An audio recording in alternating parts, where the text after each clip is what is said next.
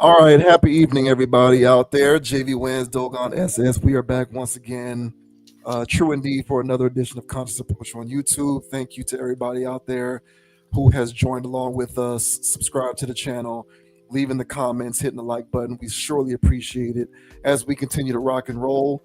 Of course, as always, I want to say make sure you subscribe to us on Spotify, Apple Podcasts, and Amazon Music for anybody who likes to listen to audio versions of any podcasts, or if you're at work or driving in the car. Otherwise, not in position to check out the video because you shouldn't be watching videos while driving, people. So um, go ahead and give us a shout out over there. Also, we are now uploading certain video segments to the newly created TikTok channel. So check us out over there as well at Con Approach, CONAPPROACH. And as I always like to say, we don't take for granted the value of your digital currency. We understand that if you take the step to actually subscribe to the channel, it is indicative of your perception of receiving value in return for the content that we deliver. And that is perhaps the highest praise possible. I don't subscribe to 10% of the stuff that I consume. So the stuff that I do subscribe to is because I genuinely believe I am receiving value from that. So if you are subscribed to us, it means you believe you receive value from this channel and from the commentary that we deliver and just being a part of the ongoing conversations. And we are very much thankful for that. Now, with those pleasantries out of the way, man, we're going to go ahead and get right into it. We got a lot of ground to cover tonight. We are going to start off with the gambling scandal heard around the world with the NBA. You're probably, unless you're living in Iraq, already well aware. Unless you're living under a rock, you're already well aware of all of the details surrounding this situation. We got Terry Rozier and Chauncey Billups being arrested by the FBI along with Damon Jones in a years-long FBI investigation that also involved the Mafia. We have separate indictments. There's all kind of stuff going on here. I'm not going to get into all of the details because there's a lot of them. But we'll just kind of quickly try to recap what we got going on here.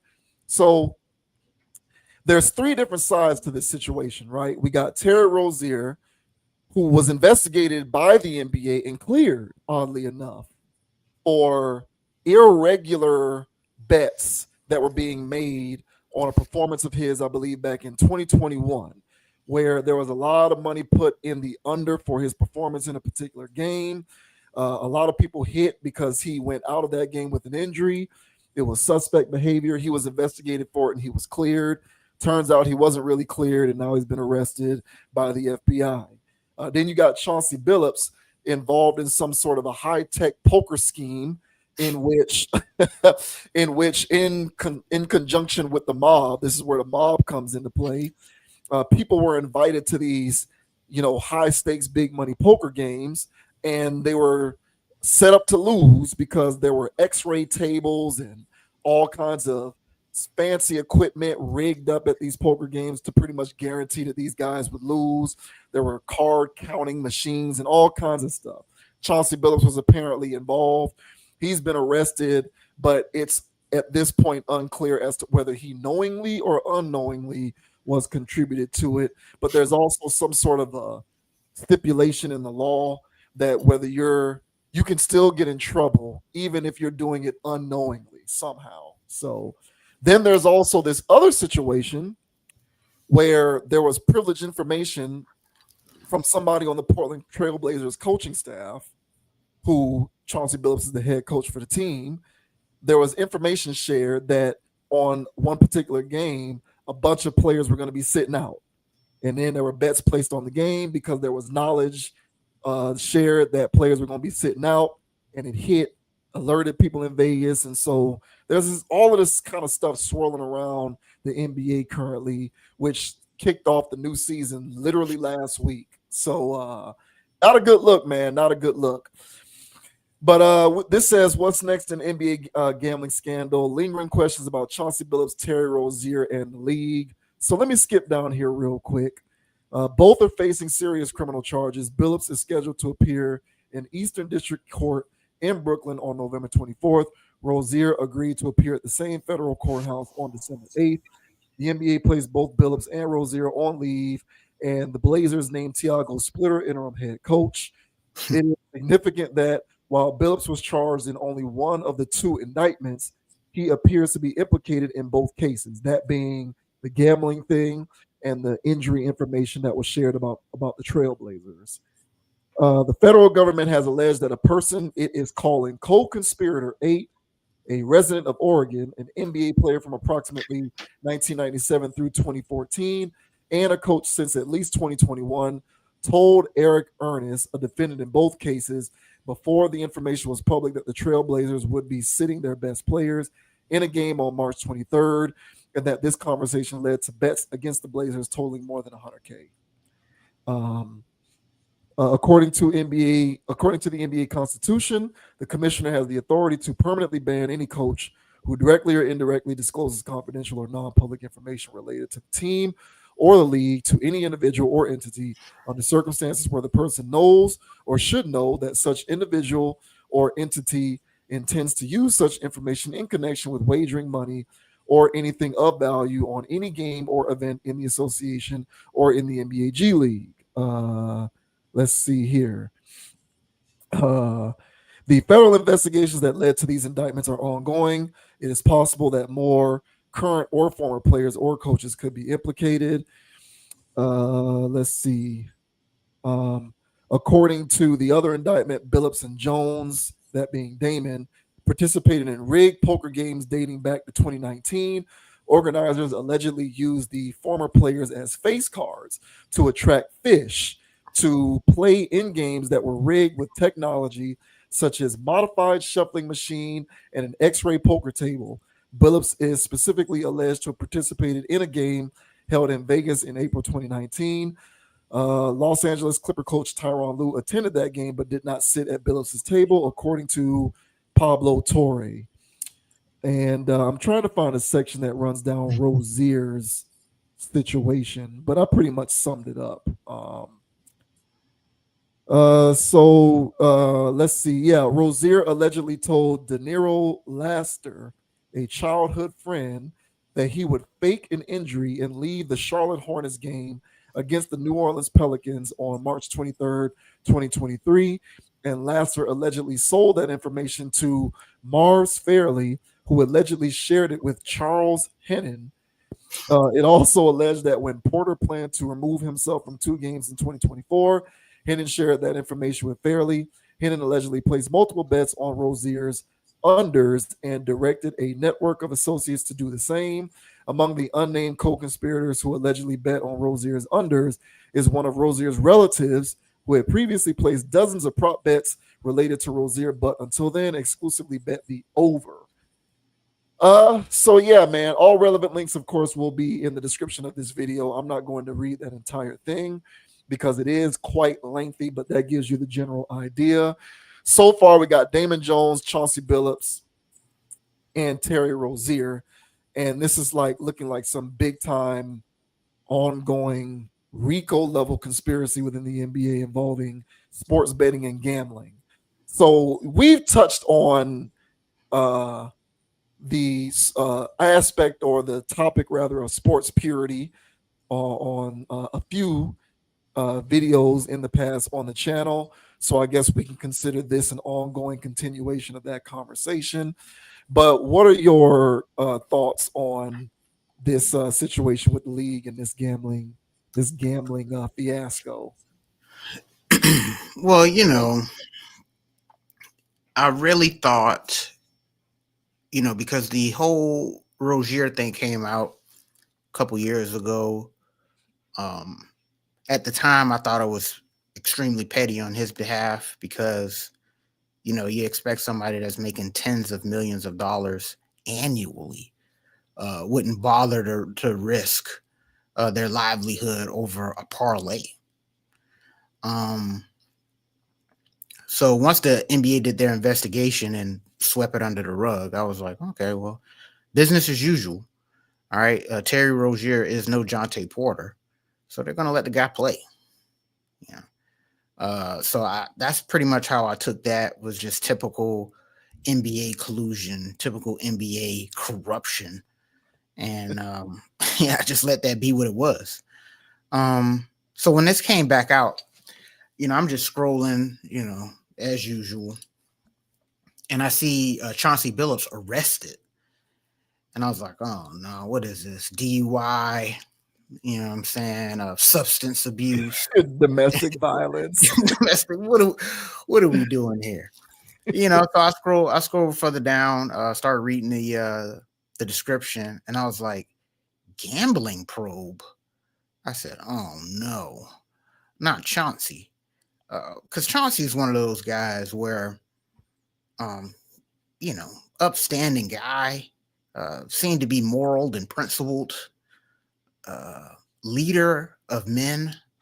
While a player, I believed in him as a coach, even though the Trailblazers weren't successful. I was like, he'll right the ship, but apparently he wasn't interested in doing that.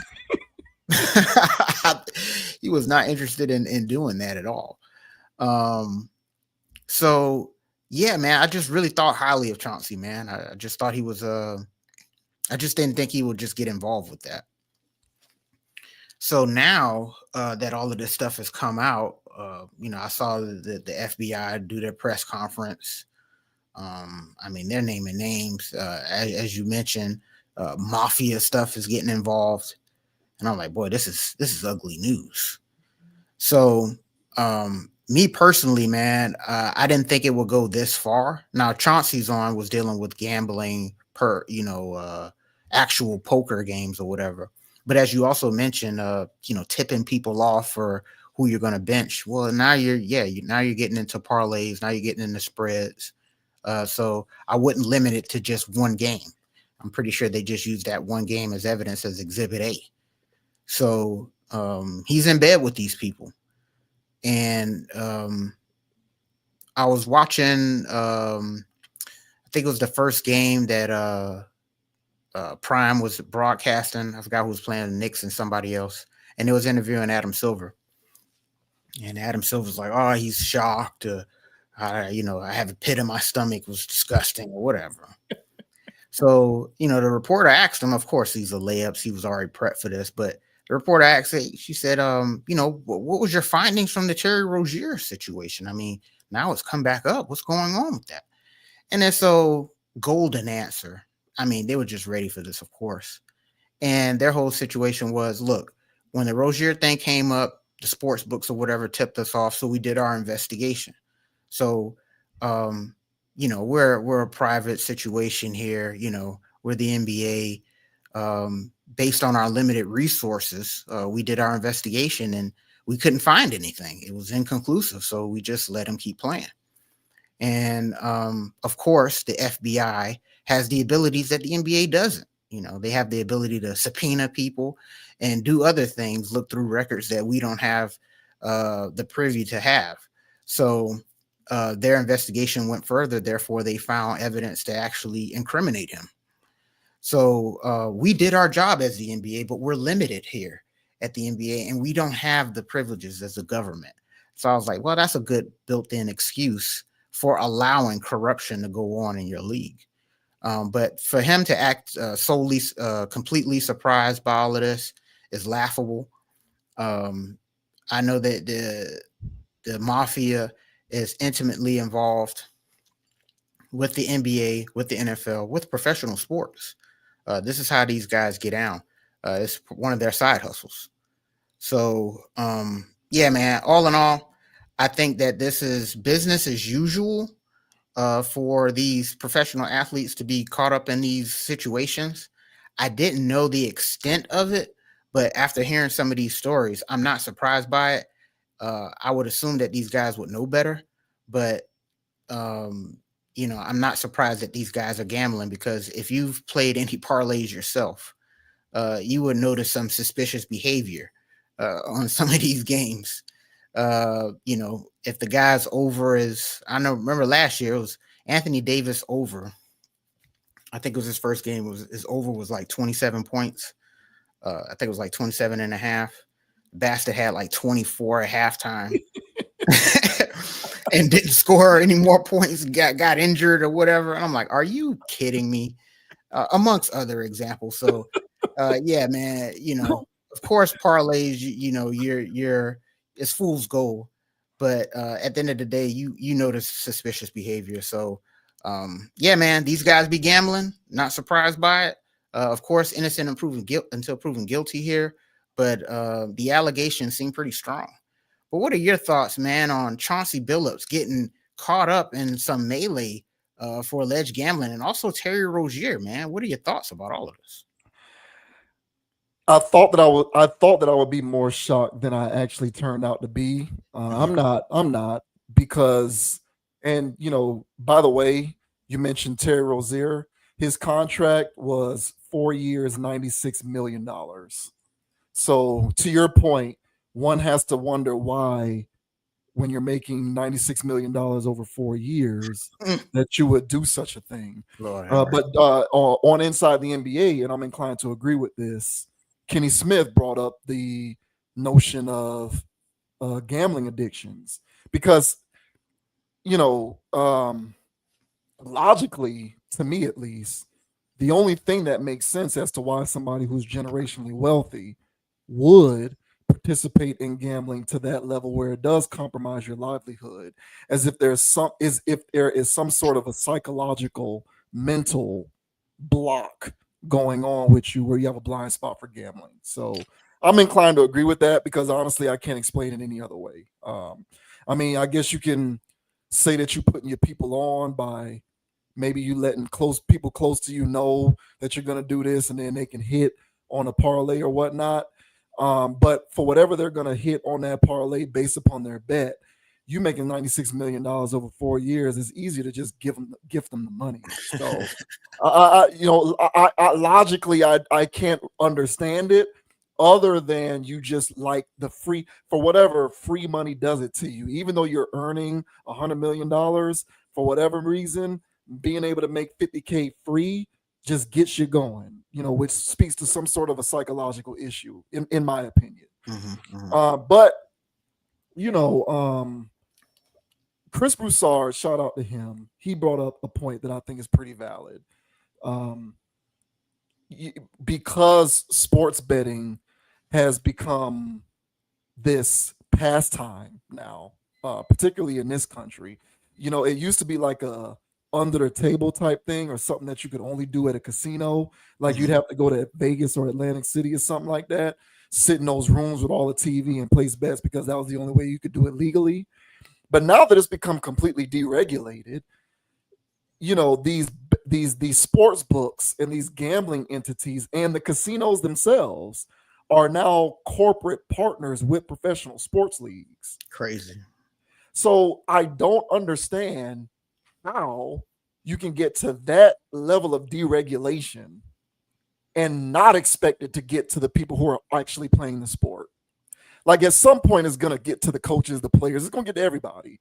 You're not going to be able to stop that unless you get a little more strict in terms of the regulatory measures. But you know what happens when you get more strict in terms of the regulatory measures? You don't make as much money.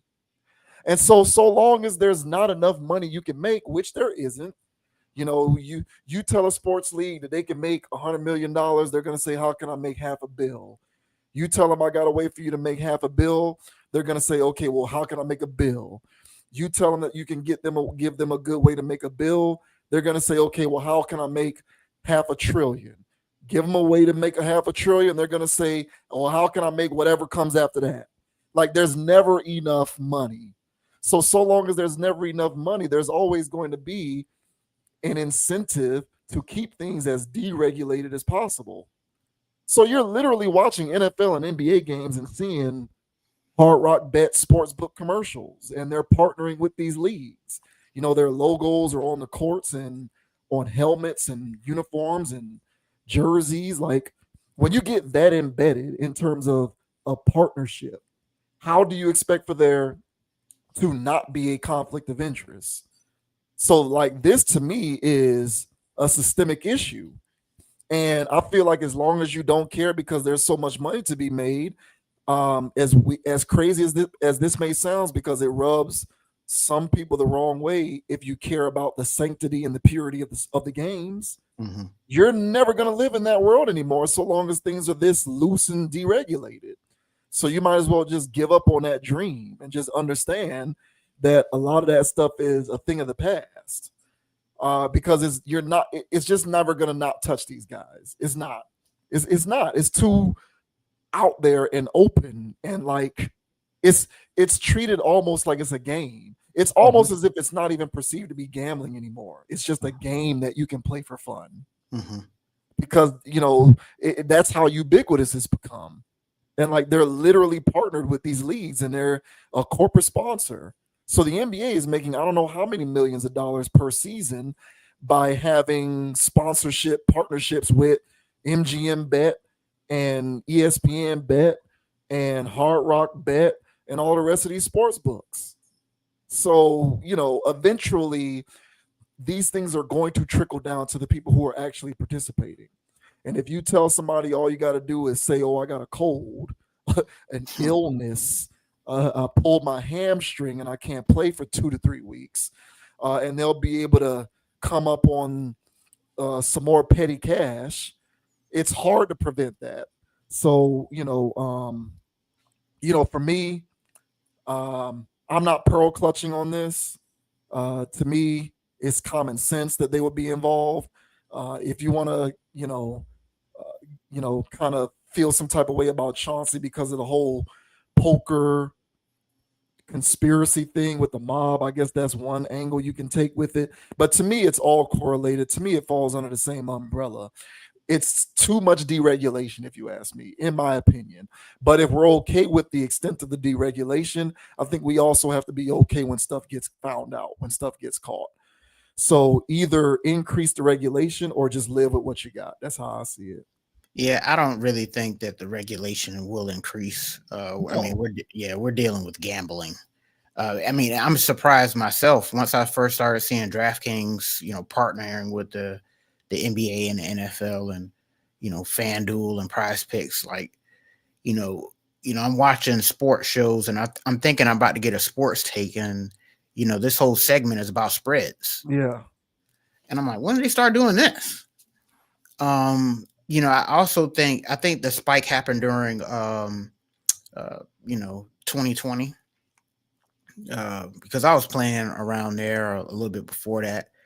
But I noticed a large spike around 2020.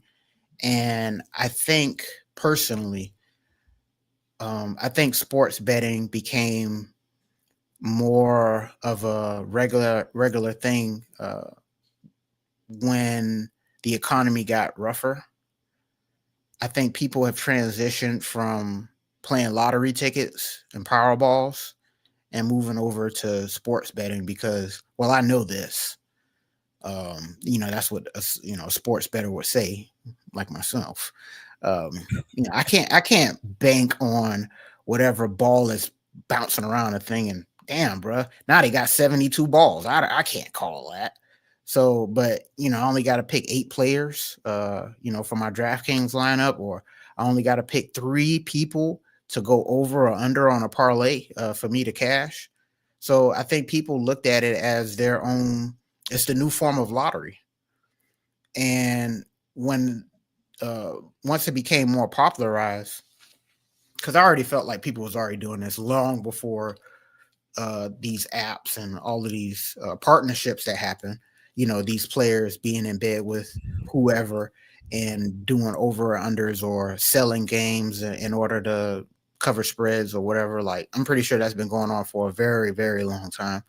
But I think it is definitely heightened to the point where it's not just that guy over there or that guy over there. It's becoming replete throughout all sports. Yeah, yeah. When you that's the thing. It's the prevalence of it. When it becomes a game, like when it Mhm. becomes a pastime, because I think the perception of it now, if you watch a lot of these ads and these commercials, and you kind of see the way that they're promoting it, it's promoted like you're going to the arcade to play video games. Correct. That's the way it's promoted. So when it's promoted within that particular kind of context, more people are going to do it because it's Mhm. believed to be less harmful and easier to win. To your point, then like there's the idea that that the lottery Powerball and the such scratch-offs, that those are long shots. Mhm. But sports betting is less of a long shot, even though statistically it isn't. But the Correct. but the re, the reason why people believe it is because of the way that it's promoted, as if it's a game, like you're going to the Grand Prix to do go karts and play and play video games. That's the way it's promoted. So Mhm. that's the way. That's so it's a whole issue, bro. But that's why it's more replete now, because people treat it like it's a video game, like you turn on a PlayStation. Yeah, it plays on people's. So there's a thing that gamblers have. I can speak on this because I dabble. It's a thing that gamblers have of, I know ball. I know what's going to happen. I know how when these two teams match up, this guy's going to do that or whatever. And so that arrogance that a person has of knowing ball comes into play, and then you start betting on that.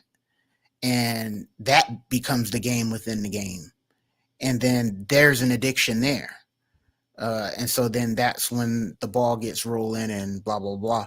It was a running joke at first, I thought, on the internet where, oh, this guy messed up my parlay. And I'll agree, oh, this guy's on my parlay ban list. I agree. I banned him too. All right. Because one thing, I don't put any money on Kawhi Leonard. Why would I do that? Why would I do that? There's a number of other guys. Anthony Davis is another one. I'm not doing that. You know what I'm saying? And hell, just I didn't see his final stat line, but Wembanyama, man, this guy's going ape. The first few games of the season. You play him. No, the time I play him, he has a pedestrian game. But this guy's out here getting triple doubles off blocks, and I play him. This guy got one block. I'm like, what is going on here? Now, I'm not saying Wemby is in there, but that's the part of the whole, hey, I know ball. Yeah. The Toronto Raptors give up the highest block rate in the blind. They're playing Wemby. You get in there and then you lose your money. So one thing that I have done is that, I monitor what I do. I budget it out. I basically say like, hey, if I go out and I have a drink, somewhere or whatever, that's the money I'm spending on whatever, some days I don't bet at all. Other days I bet 25 cents, 10 cents, $1.25, just keeping it in pocket. I'm not spending big time money. I'm just not doing that. And so I keep it in line and I keep it in pocket because I know I want to play again tomorrow. So to me, I do treat it as a pastime, but I know others are putting livelihoods on it. And those guys. I mean, we play basketball with those dudes or whatever. I mean, those guys will gamble off anything. Mm-hmm. And so I'm not surprised that these players in the NBA and the NFL are taking that level of competition to the next level. I never. Last thing I'll say about any of this stuff is remember we used to play spades in high school. I used to gamble my lunch money to play spades, and I would play with people that I thought had good integrity, and then I would play at the big boys table, where there's big money flying.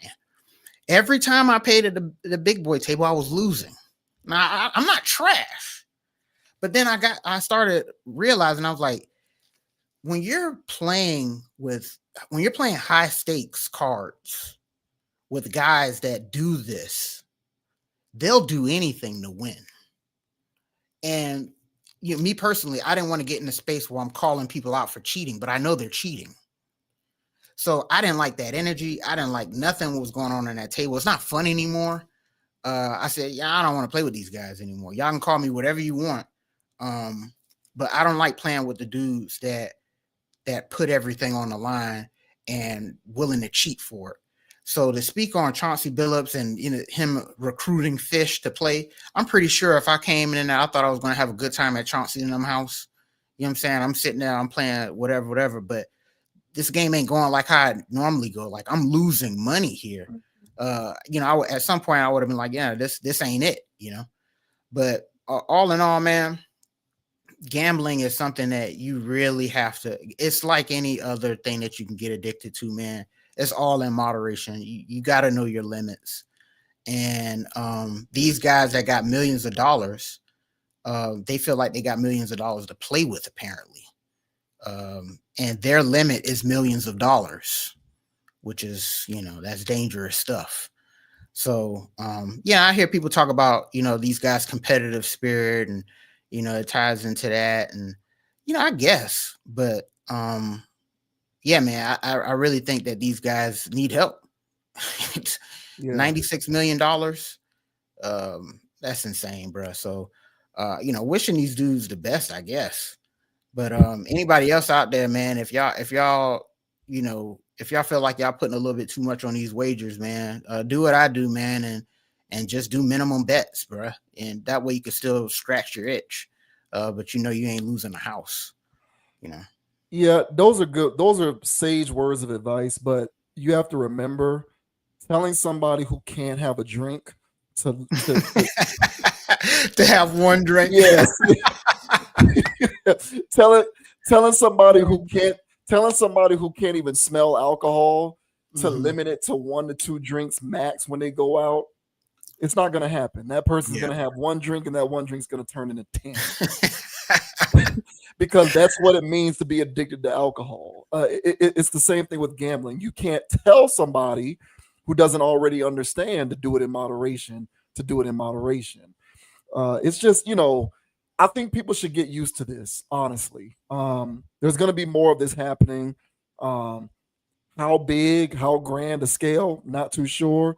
But you're going to start seeing more of it. It can start off with little people like Jonte Porter who don't, register very highly on the Richter scale. But then you're going to get people like Jameson Williams, and it's going to get worse. And then it's going to get Terry Rozier, Chauncey Billups. And I kind of feel like it's so deregulated, and it's difficult because, our economy is designed for you to be able to maximize off of enterprising. And gambling now is one of those enterprises. So it's an additional revenue stream, not just for sports leagues, but for this country. The amount of money that is pouring into these casinos, into these sports books, that is contributing to the economic well-being of this country.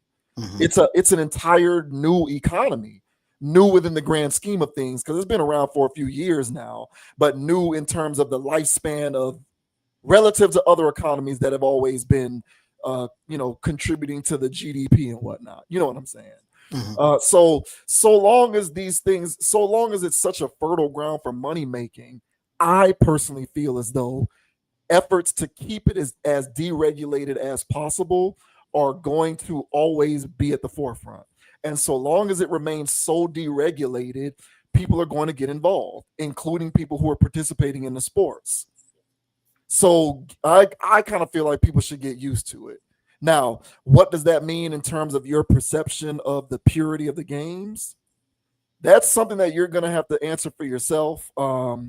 Everybody has different levels of tolerance in terms of how pure or non-corrupted was the outcome of this game that I cared a lot about. You're going to have to reconcile that for yourself. But so long as this stuff is so deregulated, this will continue. I guarantee it. So to me, it's not a big deal because this is just business as usual. It's just people making money. Unfortunately, it's just trickled into professional sports on this level because of how widespread this sports booking and this sports betting has become. And you can't do nothing about it. Like, how can you effectively police this stuff to the level where you want the games to continue to be pure when these sports books are actually corporate sponsors of these leagues? Like, I don't see how you can do that. I don't see how DraftKings can be a sponsor of the NFL and the NBA, but you still think that these games are always going to be on the up and up all the time. It's just not going to happen, man. So that's my whole thing with it. They've done a very effective job of positioning sports betting as if you're going to the arcade to play video games. And really, when you think about it, when we used to go to the arcade, you did lose money. You lost money. Now we played video games, so I guess it wasn't as harmful because maybe intrinsically we get rewarded via playing the game or winning the game, but you had to put quarters and dollars into the machine to play. You lost money going to the arcade. Mm-hmm. And they've positioned gambling to be the same thing, Mm-hmm. where it's like, oh, place a couple bets. If you lose, just try it again. Don't worry about the fact that you lost this money. Meanwhile, if you total how much money you lost over the course of a year, Yep. depending on the level of which you did it, you're looking at thousands of dollars, if not Yep. more. Yep. So I say people get ready for more. If you're a pearl clutcher, I would say let the pearl go. You need to cease clutching it because these sports books are partnering with these leagues. They're making money hand over fist, and so the corruption is going to come along with it. It's just a part of the process, I feel. Yeah, man. Well said, bro. So, yeah, man. I said my piece, man. As far as somebody that's been doing, I've been doing these things with DraftKings since for like last, I don't know, 7 years, almost 8 years. And I'm pretty sure I'm in the thousands of money, of loss since then. I'm not afraid to say that. But the way I look at it is how many thousands? I don't know, 2 in 7 years. That's not a bad rate. That's not bad. Yeah. People are losing that in one parlay. Yeah, I'm not doing that. Because on Prize Picks, which is a dirty game, man. Prize Picks is dirty, bro. Because when you do that thing and you fill out your little thing, they already got the 20 baked in there. You have to change it from $20 to $5, the minimum bet. And that $20, and they say, hey man, you can win $1,000 with this 20. I'm like, I'm not doing it, man. So I do $5 bets on Prize Picks, but yeah, man, I've lost money on DraftKings, man, but I've also won a lot. So overall, I would say that I didn't completely break even, but gambling is a break even sport if you play it in moderation, I believe, and if you play it smart. So my whole thing is to not get into depositing. So if I make a deposit of let's say $15, I'm not trying to deposit again for a few months. So that money that I lost over the time, it was money in my account, not money from my account. So yeah, I did lose that much and I did wage that much. So if I did lose $2,000, I lost $2,000 on DraftKings, but that's not $2,000 from my banking account. So, you just gotta play it how you play it, man. But yeah, y'all be safe out there, man. They gambling. I'm pretty sure you guys are aware of that if you're already putting parlays out there. So just be safe, be wise, man. And yeah, literally don't try to treat it as a side hustle. Literally treat it like, going through a drive-through. Yeah. And don't get too emotionally invested in the outcome of the game. Please do not, bro. I've seen crazy videos, people smashing TVs like that. Don't let this stuff get to you, man. Yeah. Cause that would be my words of wisdom is, and I've had to learn this myself. So I'm actually speaking from personal experience. Learn how to not be so emotionally invested in the outcomes of these games. Yeah, be safe, y'all.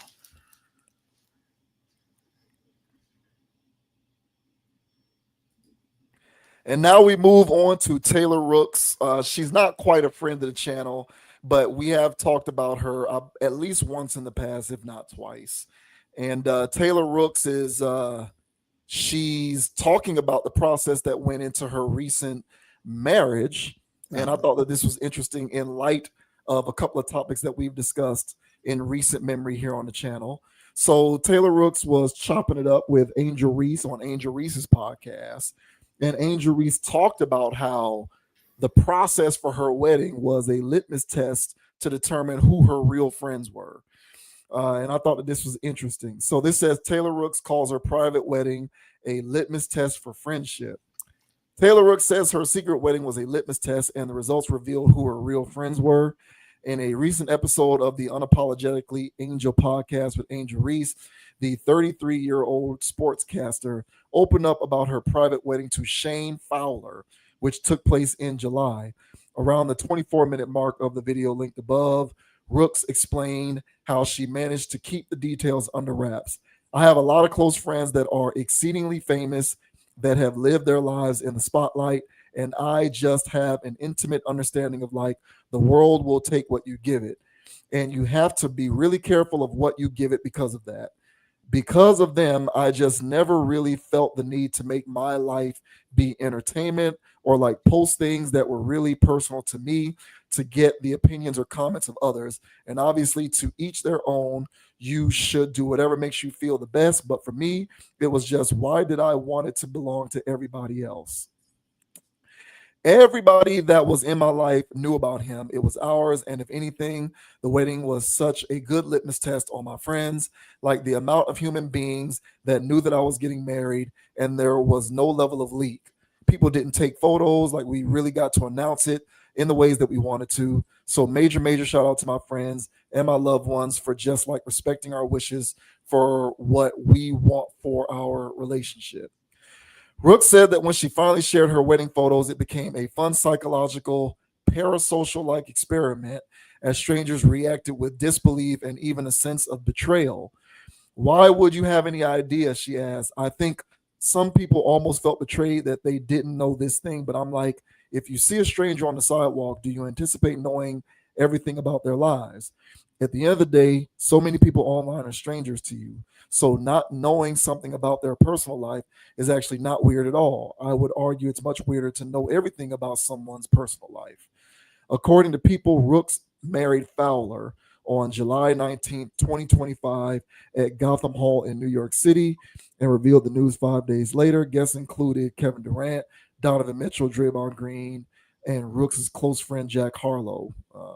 It was the best day of my life, Rooks told Reese as she recalled heartfelt speeches and a surreal moment when Durant and Fowler's grandfather shared a conversation. It goes by too quickly. It was so fun.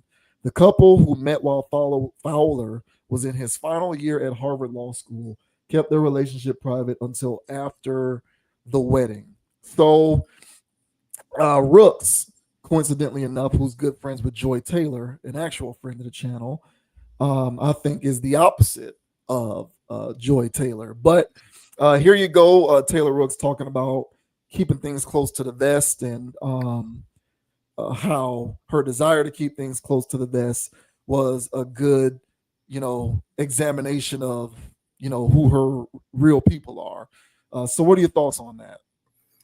I mean, yes, it's commendable. You typically don't see that level of humility, I guess, from on-air personalities. Um, she didn't mention the part where she made everybody sign NDAs. I'm sure there was no NDAs. I mean, an NDA type of situation where no phones or no whatever. Like, but if there was a situation where she just sat there and she trusted everybody and nobody spilled the beans, I guess I guess that is a good litmus test or whatever. And she does have solid friends. But me personally, I would assume that there was some level of NDA going on here, which she's in every right to do so if she did do that. You are in the public eye. But in her interview, when she was talking to Angel, her whole stance was, you know, celebrities have this thing where, they have to put all their life out there for everybody to consume as content. And then there's this relationship between the content creators and the people who consume it. The consumers feeling as though they have an entitlement into that person's personal life. So they need to know what's going on with their kids, their husband, their marriage, their everything. And so for her to draw the line there so she can protect the sanctity of her household, I feel as though it's commendable. So she finally, I guess, after the dust has settled and she feel comfortable enough to let everybody know that she's married, yeah, that's cool, man. But the article mentioned it as there's a mixed bag of reactions as far as people feeling betrayed, for not knowing that she got married, and I'm pretty sure there was a lot of fanboys, and the way the world is now, fangirls that were upset that she was taken off the market. But Nah, man, I think that more people need to take heed to this. Will that happen? No, because generally speaking, whenever you're dealing with people who are seeking to be on television, there is this the desire to always be noticed, to be seen, and to always looking for attention. And marriage, children, and everything in between are seen as opportunities to get back in the algorithm. So, um, so to have somebody out there that is on television that has a sense of morals, sense of boundaries, it is a tad bit refreshing. But again, man, we're dealing with people in this world, the celebrity world that is, and so you can only take what they say with a grain of salt. But on the surface, this does sound commendable. I'll give her flowers on that. But what are your thoughts, man, on Taylor Rook saying that, hey, man, I'm not about advertising my marriage. I wanted to keep that under wraps. And kudos to her friends for also not spilling the beans. What are your thoughts, bro? So there is no public record of the existence of NDAs for her wedding. Now that doesn't mean that they don't exist or it didn't happen. Hey, I'm just stating for the record, based upon what I've been able to dig up here, it says that there's no public record of that having taken place. yeah, it's a Um, solid NDA. I'm actually going to give her credit. I am. I'm going to give her credit. Maybe I'm in a good non-cynical mood, but Okay. I'm going to give her credit. I am. You know, not too long ago we discussed Taylor Rooks. She used to do a podcast with Joy Taylor. That's right. And Peanut butter skin. that's right, the rap. Yeah. And we talked about how Joy Taylor was going on and on in her typical Joy Taylorness, talking about how she would never date a man who doesn't have female friends. That's right. And We covered that here. we did, yeah. And she was just going on and on, talking about how for her it's a red flag if the only women in a man's life are his mom or his auntie or women in his family and so on and so forth. And Taylor Rooks wasn't really vocalizing No, she agreement to wasn't. that. Correct. She was kind of through her non-verbally, she was somewhat co-signing it, but she wasn't vocally saying, yeah, you're right, I'm with you on that, right? She was just Mhm. kind of letting Joy Taylor have her moment. Mhm. And I think that those two individuals are, from what I can tell, diametrically opposed. And the reason why I bring that up is because over the last couple of weeks, we've been talking about the importance of being on the grid versus off the grid. Mhm. Joy Taylor is on the grid. 100%. Joy Taylor's on the grid. I feel like Taylor Rooks is off the grid. So the reason why I want to commend her is because I feel as though she is conducting her personal life in a manner that is consistent with what you and I would describe as being off the grid, and that being the true pathway to finding relational peace. Mhm. She's not running around. I think there's a correlation between the way that she talked about this process with her wedding and Mhm. the fact that she married some random private dude who went to Harvard Law School and wasn't marrying an entertainer or a rapper or or a professional athlete. Mhm. I think there's a correlation between between those two aspects, because I kind of feel like you're less likely to care about being that private and keeping it close to the vest if you're on the grid, Mhm. because inherently if you're on the grid you get a certain level of actualization and gratification that comes from the affirmation of people on the outside. And you're going to get that kind of affirmation from people on the outside if you're dealing with other people in similar spaces as you, be that in the entertainment industry, or if they're pro athletes, or if they're in the media game, or whatever. But this guy who she's with is a guy who went to Harvard Law School. So, I'm pretty sure that there are various aspects, because I don't know her personally, of course, Mhm.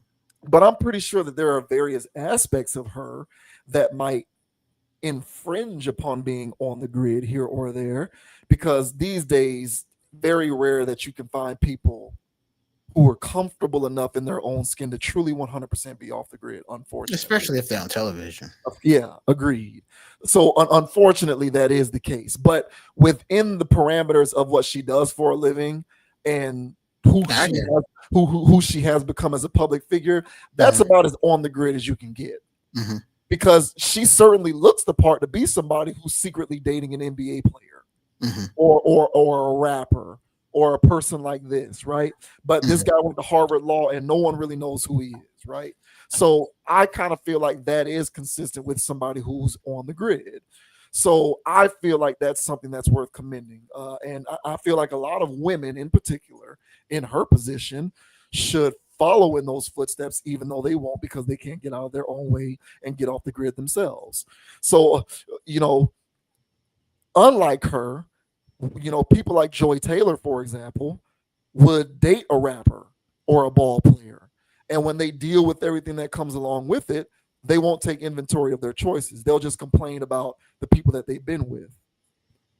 Versus someone such as Taylor Rooks, who's in that position where maybe she identifies if I truly want what I claim to want relationally, Mhm. maybe I should do things in a way that is different than that. Because what it appears to be is whenever you do things in an on the grid fashion, it's going to come along with it on the grid trials and tribulations. So, I'm going to commend that. I am. I think what she did in this respect, I have to respect it. I feel as though I have to have that position if I am going to be on here talking all the time about the value of doing things off the grid. I kind of feel like within the context of who she is and what she does for a living, that's about as off the grid as it gets. Um, she's not within anybody. She's not with anybody in the entertainment industry. She's not shadow dating rappers and ball players and athletes. You know what I'm saying? She's not doing anything like that. She's with some guy who went to Harvard Law School. So I think it's kind of cool, and it can serve as an example to other people who need to get off the grid themselves, but don't even realize that they're on the grid to begin with. Yeah, that's fair, man. And your stance on her being as off the grid as possible while also being on television is a point well taken. Because she's not really seeking attention. Every time I've seen her, where she's wearing business casual stuff. I don't think I've ever seen cleavage with this one. She's always wearing clothes now. Granted, they're body con, but she's not really showing goods. The most you can see is that she works out. And so, but yeah, she's not really showing skin like that. She's always, chilling. Now you'll see ball players, try to shoot their shot on air or Of course. get a little spicy whenever they're in her vicinity. But she always keeps it professional. So, as much as I throw celebrity people up under the bus. Now that I think about it, I never really had anything with her as far as here comes, she's no Malika Andrews. okay. Okay, because I honestly think Malika Andrews took more of the Joy Taylor route to get to the top. Me personally, allegedly. All right. So but yeah, Rooks never really, she never really gave me that energy. And as you mentioned, bro, we did cover a topic with her and Joy Taylor. And by the way, guys, do yourselves a favor. Go ahead and click on that little brain icon underneath this video. Go ahead and click on videos and do yourself a solid and do some scrolling. You guys will notice we cover 6 topics a week. Okay, you guys will notice we've damn near covered every damn thing. Okay. If there was something that happened in 2023, like we covered it. All right. So you guys can get our unbiased, unfiltered takes, all right, on all of these things. And honestly, I think a lot of our stuff aged quite well, if you ask me, man, like fine wine. All right. Um, but yeah, if I can remember, man, when we were covering that topic, my beef wasn't so much with Miss Rooks. It was pretty much what Joy Taylor had to say. It was, yeah. You know, Yeah. and you know her just going on and on. Now, granted, you know, by proxy, you know, I'm pretty sure Rooks caught a stray. But you know, my heat was pretty much towards Joy Taylor, for her, you know, Baby Bop Bimbo talk. And but yeah, man, she's as I guess as you mentioned, as off the grid as you can get. I really don't have too many bones to pick with her, especially with her talking to Angel Reese, because while she was talking to Angel, you know, she was pretty much saying like, "Hey, man, you know, people that are in the limelight, you know, they personally feel as though they have an obligation to overshare their stuff, blah blah blah." And as she's talking like that, she kind of low key realized that, hey, I'm talking to Angel Reese here, who does that. Yes. So she was like, hey, no shade, or I'm not trying to say, and you know, Angel of course played it off, but it's like, nah, Angel, you know, take heed, man, take notes, because right now, you know, your whole body, that is Angel Reese, has been pretty much charted and tracked. I think everybody has seen every, you know, if you compile every video she has, we've seen every crevice of her body. And I mean, literally every crevice of Angel Reese's body, because yes, there are floating images online of Angel Reese's uh, wax, uh, bikini wax mold on the internet. So everybody knows what the box looks like. So, you know, Angel Reese, she spares nothing. She's All on right. her way. She is you're wasting your time, bro. Angel Reese is already gone. She is well on her way. She is well on her way to spending a lifetime on the grid. Yo, you're lucky. It's already too late for her. Yeah, man. So you know, Angel, she and Angel. So Taylor Rooks, she knew who she was speaking to, and she pretty much said, "Hey, I ain't that." So hey, kudos to her, man. We need more like this in the world. I'm not saying she's some angel or whatever, but as far as having a public persona and carrying yourself with as much class as you possibly can, especially in a field where she's employed around a lot of men, she carries herself well. So yeah, I'm not surprised that she got off the grid, man. So shout out to her and shout out to him, man. You know, she's holding it down apparently. Yeah. Yeah, Angel Reese is done. I mean, anybody who publicly says, you know, whenever I'm ready to settle down, it'll in all likelihood have to be with an NBA player, you're done. So, and she look it up. She actually said that. I'm not making that up, people. She said that. I don't think she was on her own show. I think she was on someone else's show. Or maybe it was her own show. I'm not I don't know that part off the top of my head, but she said that. They were talking about relationships, and you know, she made it seem like because of who she is and how tall she is. And it has nothing to do with that. It's just because she looks at herself that way, that she should be dating an NBA player, which is the classic pathology and psychosis of an on the grid person. Hey man, and yeah, if you guys are into post wax molds, you can just type it in, man, and see what Angel Reese is looking like after a wax. It's Yeah. quite disturbing if you ask me. Yeah. Yeah. And look, man, like personally, and you know me, I try to remain consistent. I'm not necessarily criticizing people who do things in out in front street and live their lives on in the public eye and fancy themselves dating these individuals, these celebrities and whatnot. It's more so on the back end complaining about what happens. Correct. Because my that's the whole thing is don't romanticize the idea of what it is that you want, but then continue to go about acquiring it in all of the wrong ways. Correct. That to me is ridiculous, and I'm going to call that out every single time. So if you truly want stability and peace and fidelity for all of the people who complain about that kind of stuff, you probably need to take inventory of your choices and associate yourself, be around, date people who, from a profile standpoint, are most likely to give that to you. But you can't be somebody out here in these streets dating entertainers and pro ballers and rappers and trying to get the same thing. And then when it blows up in your face, you're complaining about them as if they're the problem. They've been that way. That's their profile. You're the one who really needs to take inventory of the choices that you make and change things up so that you can be around other people and get a different result. So that's the whole thing that I complain about.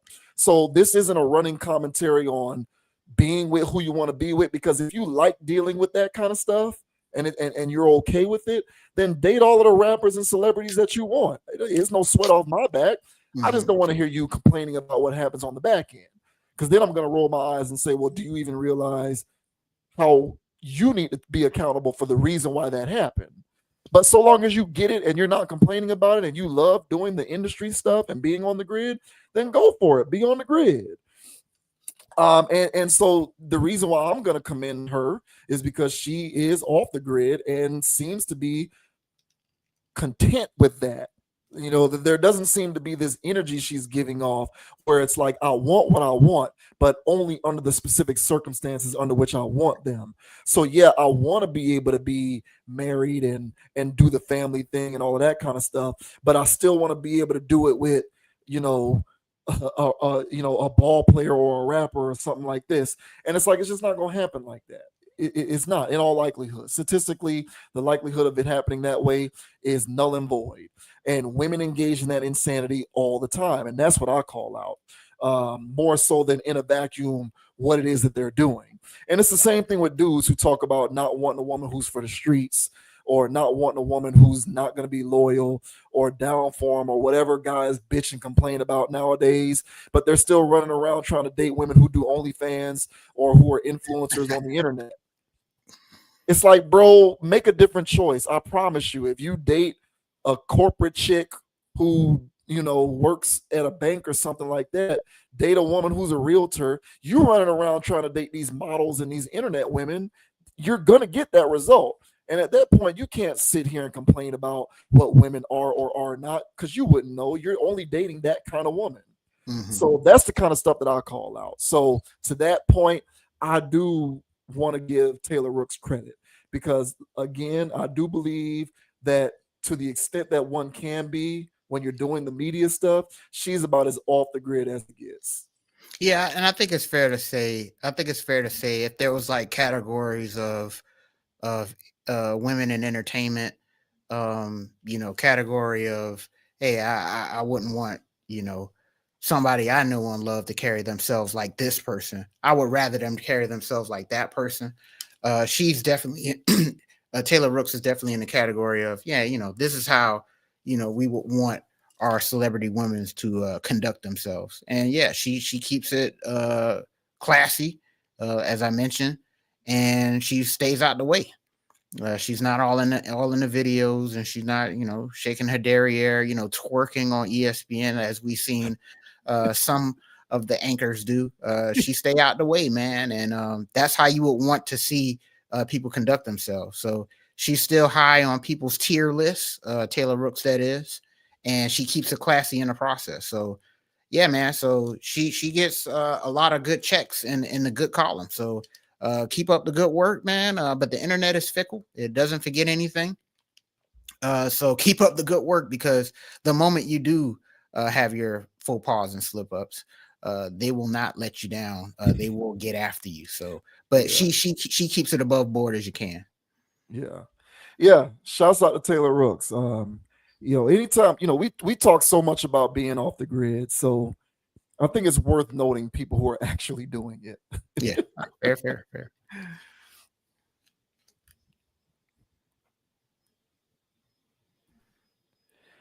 And now we have someone who I do believe is a friend of the channel. Yeah, I she think we've is. done Keke Palmer at least 2 or 3 times up to this point. We're probably on 4 or 5. So I didn't know this, but Keke Palmer has her own like production outfit. It's called Key TV. Now I was unaware of this, Key TV. But Keke Palmer is currently trending in the wrong direction in a lot of people's eyes, because her Key TV, you know, product is producing a television show which is about a woman who is of Asian descent attending an HBCU and what that's all about.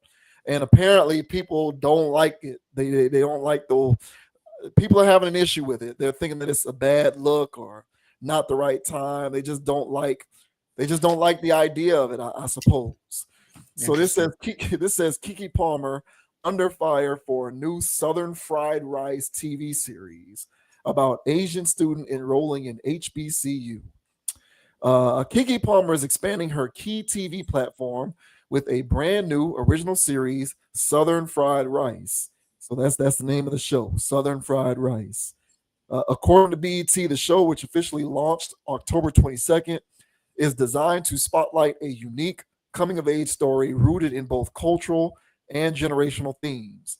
So here is Keke Palmer tweeting about it along with a trailer for the television show.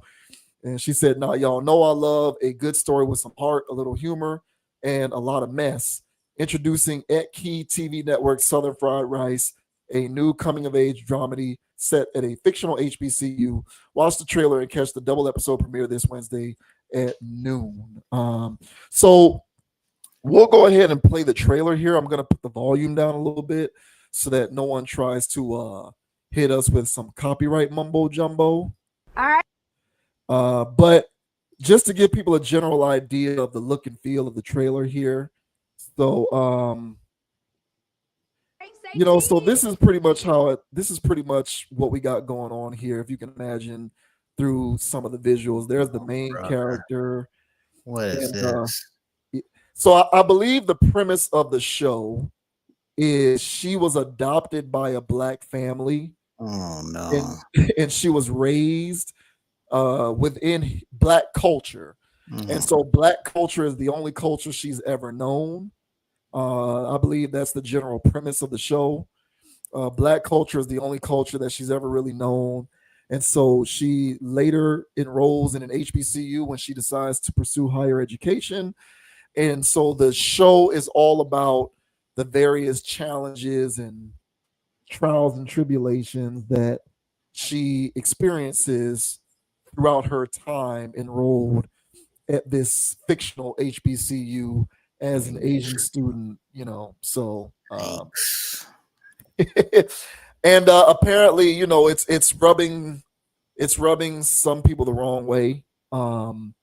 So Keke Palmer is going to have to answer for this, I guess. But it's not like the show can get rolled back. It's already premiered, and they got a season's worth of episodes that are going to be showing, right? Jeez, so there you go, man. Key TV, right?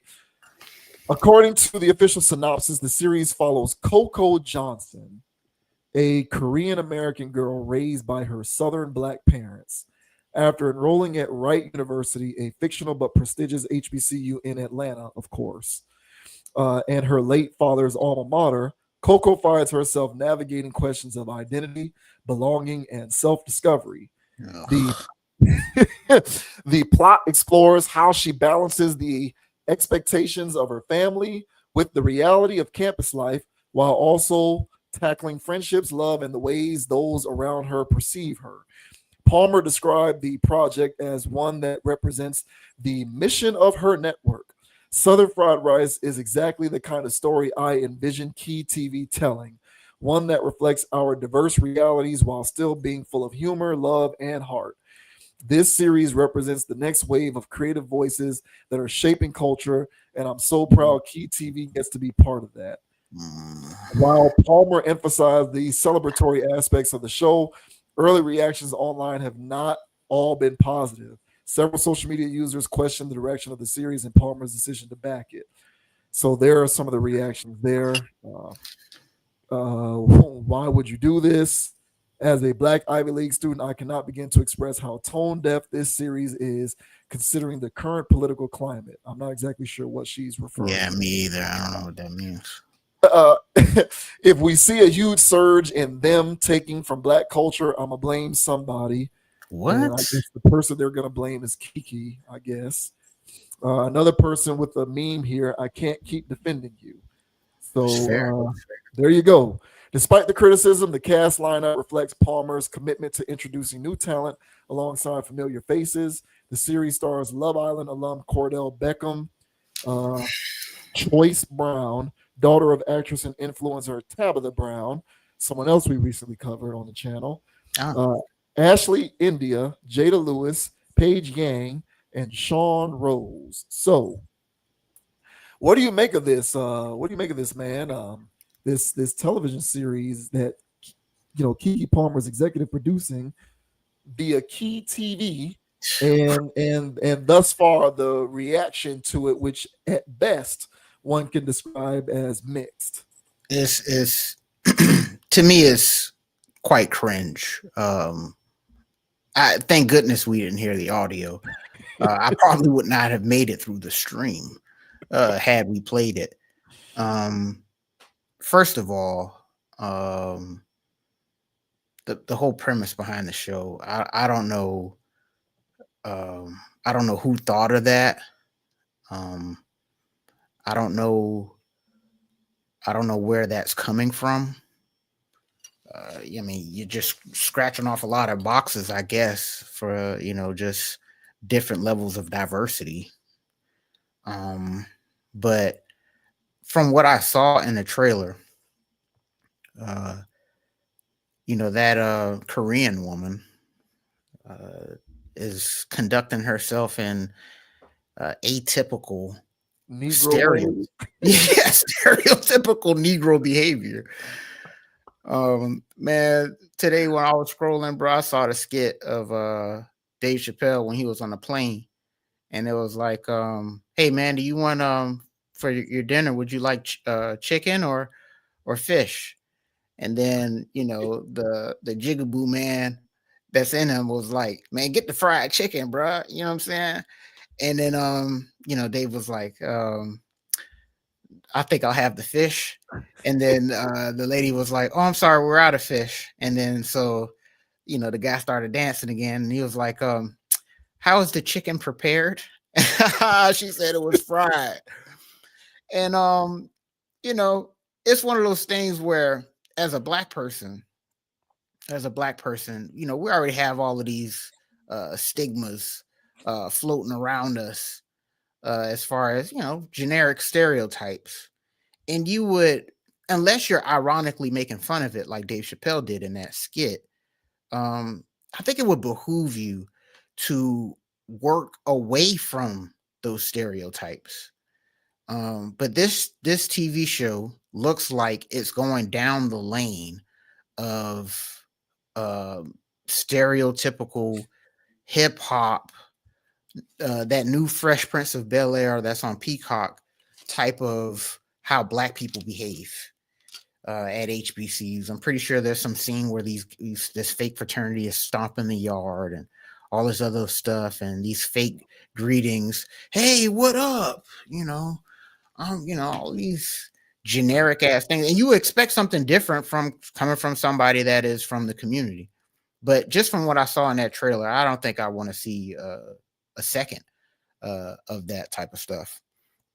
So for me personally, I think it is tone deaf. Now, for the current state of politically what's going on, I don't see what that commenter was talking about, but it does seem tone deaf in the sense that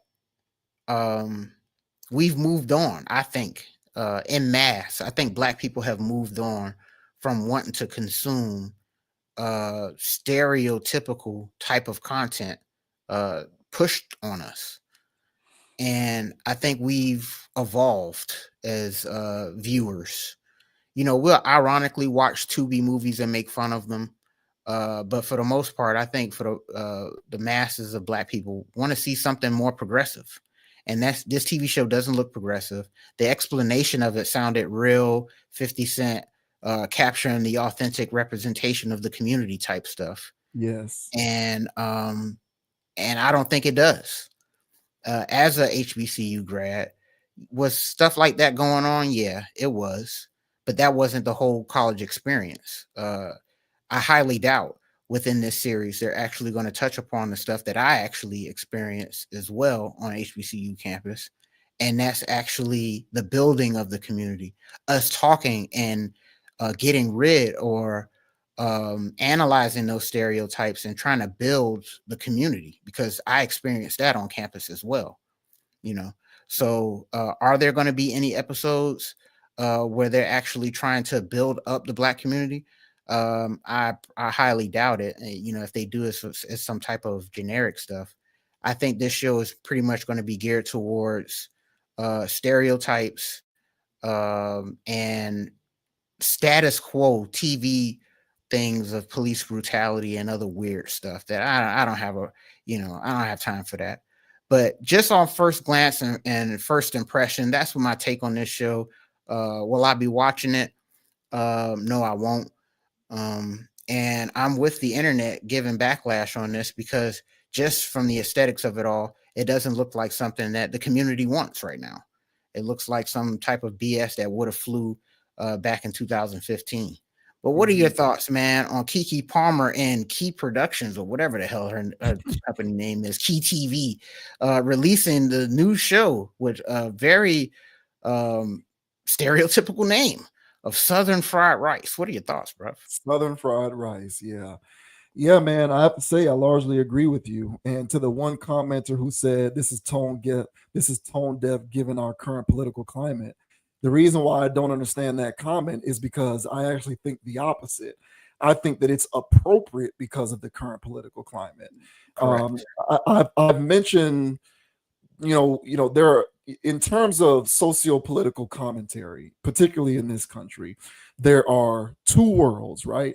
There's pre-George Floyd and there's post-George Floyd. That's not an official term. I just kind of use it colloquially.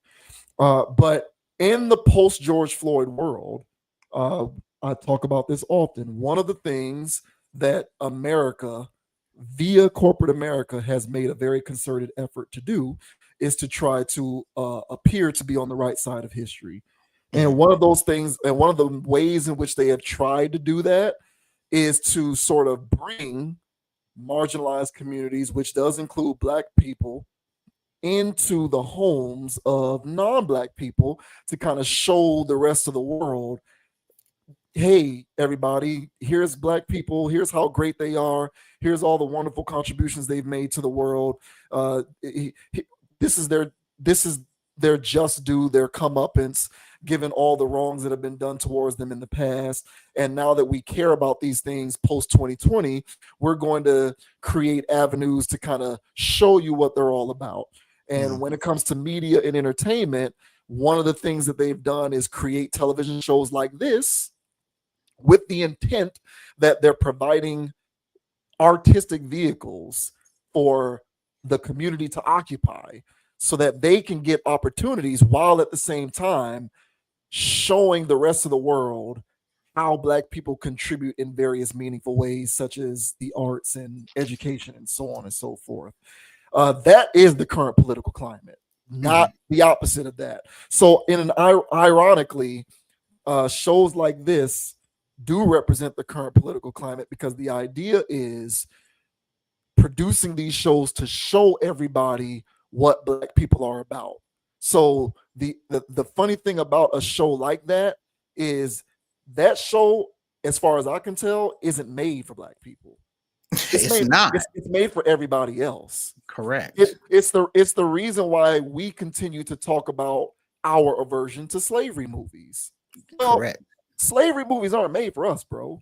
They don't make those movies for me or you or really anybody who looks like us.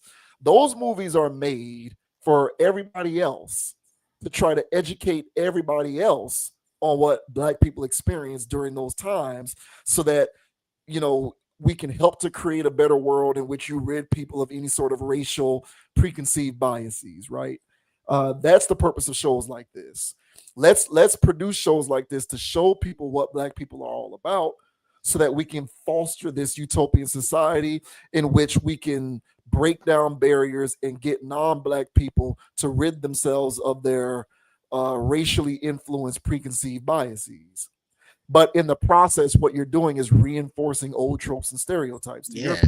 Exactly. Yeah. So, like, you often talk about putting Negroes in outer space, and I couldn't agree more. Like, I think what TV should be doing is producing a show like Star Trek, where the vast majority of the cast is Black. Exactly. Yes. I think that there's far more value in that than a show about an Asian person who acts Black going to an HBCU. All you're doing is reinforcing those same preconceived biases to an entire audience who's outside of the community, Mm-hmm. who may already be operating under various sets of assumptions about how Black people behave. Mm-hmm. And you might think that, generally speaking, a lot of people have moved beyond that. Trust me, there is still a very large portion of this country, societally, that still clings to preconceived, stereotypical notions of Black behavior. Mm-hmm. And in my opinion, you reinforce that through shows like this, Yes. as well as shows like Power and whatnot. And Yes. look, no slouch on Power. But again, when you have the executive producer and one of the main creative forces behind the show saying that his shows authentically represent Black and Latino communities, you are, in fact, reinforcing the idea that the behaviors inherent in that show represent the people in those communities. Correct. Yes. That has unintended consequences. It does. When you talk like that, that has unintended consequences. So I'm just not for this. I won't be watching it either, but I'm also not surprised because as enlightened and as evolved as an individual in Keke Palmer's position may pray tell herself to be, there's still a part of her which believes that presenting Black culture to non-Black audiences means producing programming like this. And so, I think the key to understand stuff like this, because you'll largely see people who look like us in the comments section complaining about that trailer. But I think what we need to remember is these shows aren't made for us. They're not made for us. They're made for everybody else. And I think that does more harm than good when it comes to tearing away a lot of those preconceived racial biases. But nevertheless, we are not the audience for this stuff, just like we're not the audience for these slavery movies. This stuff is made for everybody else. The idea is let's introduce some of the eclectic, diverse, artistic, educational merits inherent in Black people to a larger audience. And I guess in a roundabout way, they believe that the right way to do that is to make stuff like this, stuff in which the behavior of the people in the show does hinge upon classical stereotypes, as far as I can tell. So I'm not a fan of it. I do think that I think there needs to be more Negroes in outer space, to what you like to talk about. And if we're going to mention entertainment, and I mentioned this show before. Actually, there's two shows that come to mind. One is no longer on TV, and the other one still is. There was and I mentioned this before. The Issa Rae's show Insecure. Yeah. Again, was that show made for me? Not necessarily. I believe the target audience for that show was Black women. Mm-hmm. Nevertheless, I appreciated that show because it was Black people who were well educated, working 9 to 5s, doing the stuff that everybody else does. They were having children, they were getting married, they were trying to advance their careers, they were trying to start businesses. And within that context, they were experiencing the trials and tribulations therein. No one was selling drugs, no one was shooting people up, no one was committing embezzlement or money laundering. You know what I'm saying? It wasn't anything like that. No one was acting stereotypically Black and or ghetto. It was just Black people doing random regular stuff in Los Angeles. And so even though as a Black guy, I don't feel like that show was written for me, I appreciate it because symbolically I felt as though it stood for that. And I feel the same way about another show that I watch from time to time. I don't really watch it too much, but from time to time, if I have nothing going on and it's on, I will check it out, which is Abbott Elementary. Yeah. Abbott Elementary, the majority of the cast is Black. And they're not up to shenanigans. They work at a public school. You know what I'm saying? Like they work at a public school teaching kids. So, don't take for granted what that kind of content can subconsciously suggest to people. Correct. And conversely, you also can't take for granted what the kind of content of a show like this, or Power, or Family Business, or Sisters, or Raising Canaan can also subconsciously suggest to people. Family Business. So, that's my whole thing. I won't be watching this, of course. I'm disappointed that we have yet another addition in the laundry list of shows that play upon stereotypically low hanging fruit in terms of black behavior. I won't be watching it, but I'm also not surprised. Yeah. Key takeaways from a couple of things that you said. I do have a slight pushback on something, but as far as the one thing that I 100% agree with you with is that the fact that these television shows do have a subconscious reaction to the viewers. The people that do view this are going to double down on stereotypes that they have had through other forms of television shows and movies that they've been watching over the years. And as you mentioned, this does nothing but reinforce those negative stereotypes. The slight pushback that I would give is that those slavery movies are made for us. These stereotypical shows are made for us as well, because personally, I believe that these shows are programs. There's television programming, and these television programmings and programs are meant to keep the viewers in a certain vibration and a certain mental loop, where they're continuously thinking of and acting out the same type of stereotypes that has been given to us through other forms of entertainment over the years since black exploitation films. And so these are the new age black exploitation films, all right, where they are doing these sleight of hand tricks where they're at a HBCU, there's educated black people on campus, they're moving towards success. Yeah. That's on one hand, but on the other hand, there's going to be some fried chicken, hand clapping, watermelon eating going on, and a bunch of this stuff. I'm sure of it. And that is intended to do two things, as you mentioned. uh you know it's intended for other audiences, but it's also intended for our audience, and for the people that are within our community that are watching these things and going, yeah, that's how black things are, that's how HBCUs are, or whatever, and it's just business as usual. It doesn't remove people out of their frame of thought. It doesn't get them into the sense of, hey, we can go outer space or whatever, which is the same thing that the slavery movies do, which is why I believe they do it annually. It's to do two things. It's for outside audiences to go, yeah, look at those people. That's where their history began. That's all they're good for. Yes, despite all of the stuff that they go through, they fight and survive, but they're still in that same space where they have to fight oppression and all these other things and overcome. And as far as for the black viewer, them sitting there watching it, it's war was us stuff. It's violin playing slow type of thing, and it keeps people in that loop. It's not people out of space achieving high sciences and doing other things like it's not getting people out of that box of trauma. And much like Tyler Perry movies, where it's just rinse and repeat, trauma, trauma, trauma over and over again.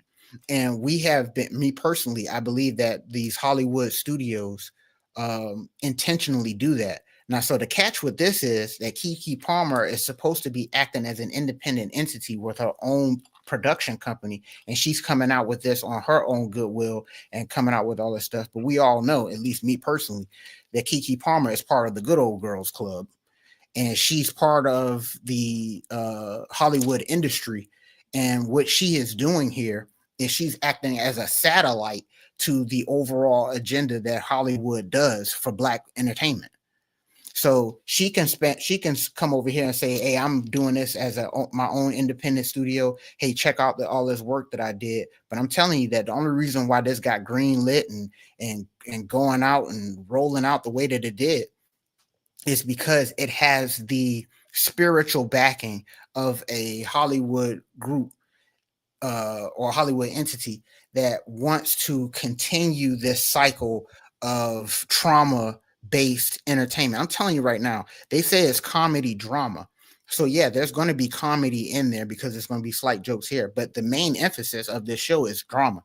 And this Asian girl is going to be going through a lot of trauma. She's going to be seeing a lot of trauma going through campus with her and Oh, her for little sure. friend. Yeah, Yeah. yeah, yeah. And so it's just going to be rinse and repeat. So will there be comedy to loosen things up here and there? Yeah, but the overall premise of this show is to nail down trauma. And so that's why, just aesthetically, just looking at the trailer, looking at what the show's premise is about, it just screams out that, yeah, another way of capturing a new generation of viewers to get into this mindset of we shall overcome, sit in energy. And I'm not here for it. And so, yeah, they're going to use an Asian girl as a proxy, as a situation. And, they're going to get weird with that. What makes somebody black, and it's going to get super weird. So Exactly. I just think that this TV show, it fits everything that Hollywood wants to do, and it is nothing like Negroes out in outer space. It's nothing like that at all. So as much as some people would like to say that, oh, congratulations, Keke, or hey, we got our a sister out there producing her own stuff out there. It's like, nah, this is status quo stuff, And as I mentioned, she's just a satellite to me of an overall agenda to authentically represent stereotypes in our community. So I'm not here for it. I don't like it. Keke Palmer was already in the doghouse with me, and this cements it. I don't think she can ever recover. She's definitely in the Tyler Perry club, if you ask me. Yeah, no, I agree. So I guess what I will say is they make it for everybody. But I Yes, think yeah. the intent of it, because I was coming at it more from the corporate Mhm, perspective mhm, of mhm. just what I've seen over the course of the last 5 years, Mhm. where there has been an ardent effort made to provide um, greater America with more opportunities to both consume and become more used And to, experience with black content, black art, black whatever, black culture, period. That's mhm. probably the I, best way to put it. Yeah. I agree So with that. yeah, so like in an effort to do that, stuff like this is what is it comes about, because it's viewed, I believe, within the entertainment industry as another vessel upon which we can deliver Yes, black culture to all audiences. yes, yes, yes. Uh, but I but agree. to but to your point, I do agree with you that it does also have an ancillary effect when it comes to the people from the community who will also in turn view it, because it does have the impact that you're describing. So yeah, Yeah. you make a good point with that. I will say it's probably something geared towards everyone, Mhm. but the intent, when you segment the audiences out, there's probably a different purpose.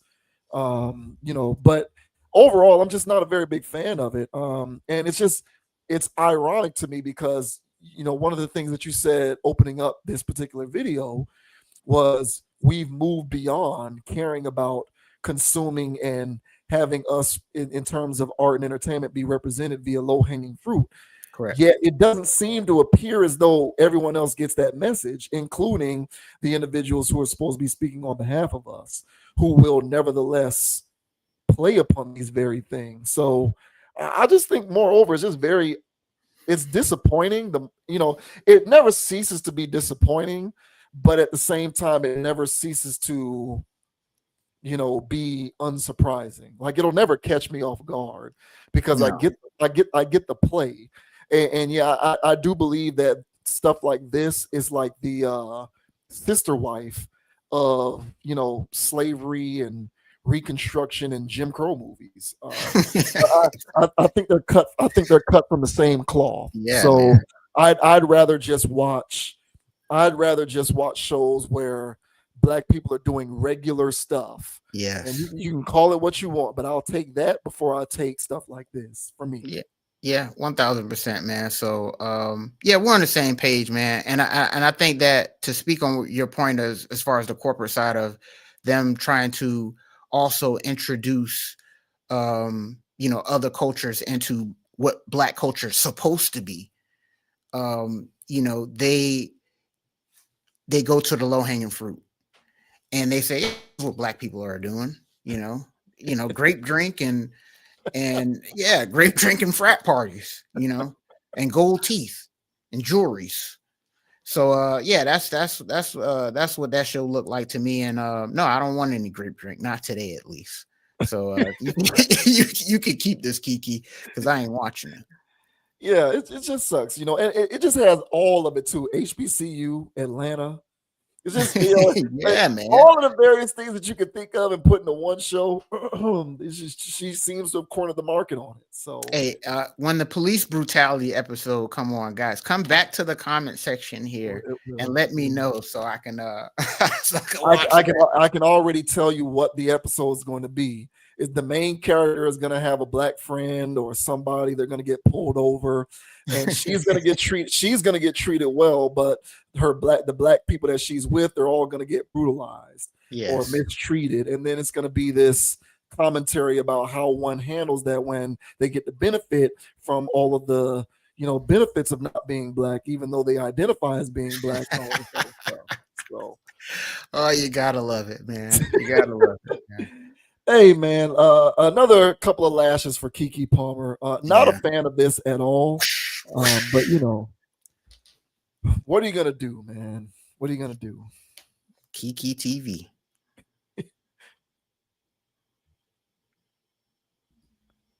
Moving on to Gilbert Arenas. In a continuation of the NBA gambling scandal, Gilbert Arenas feels some type of way about the media coverage of the scandal.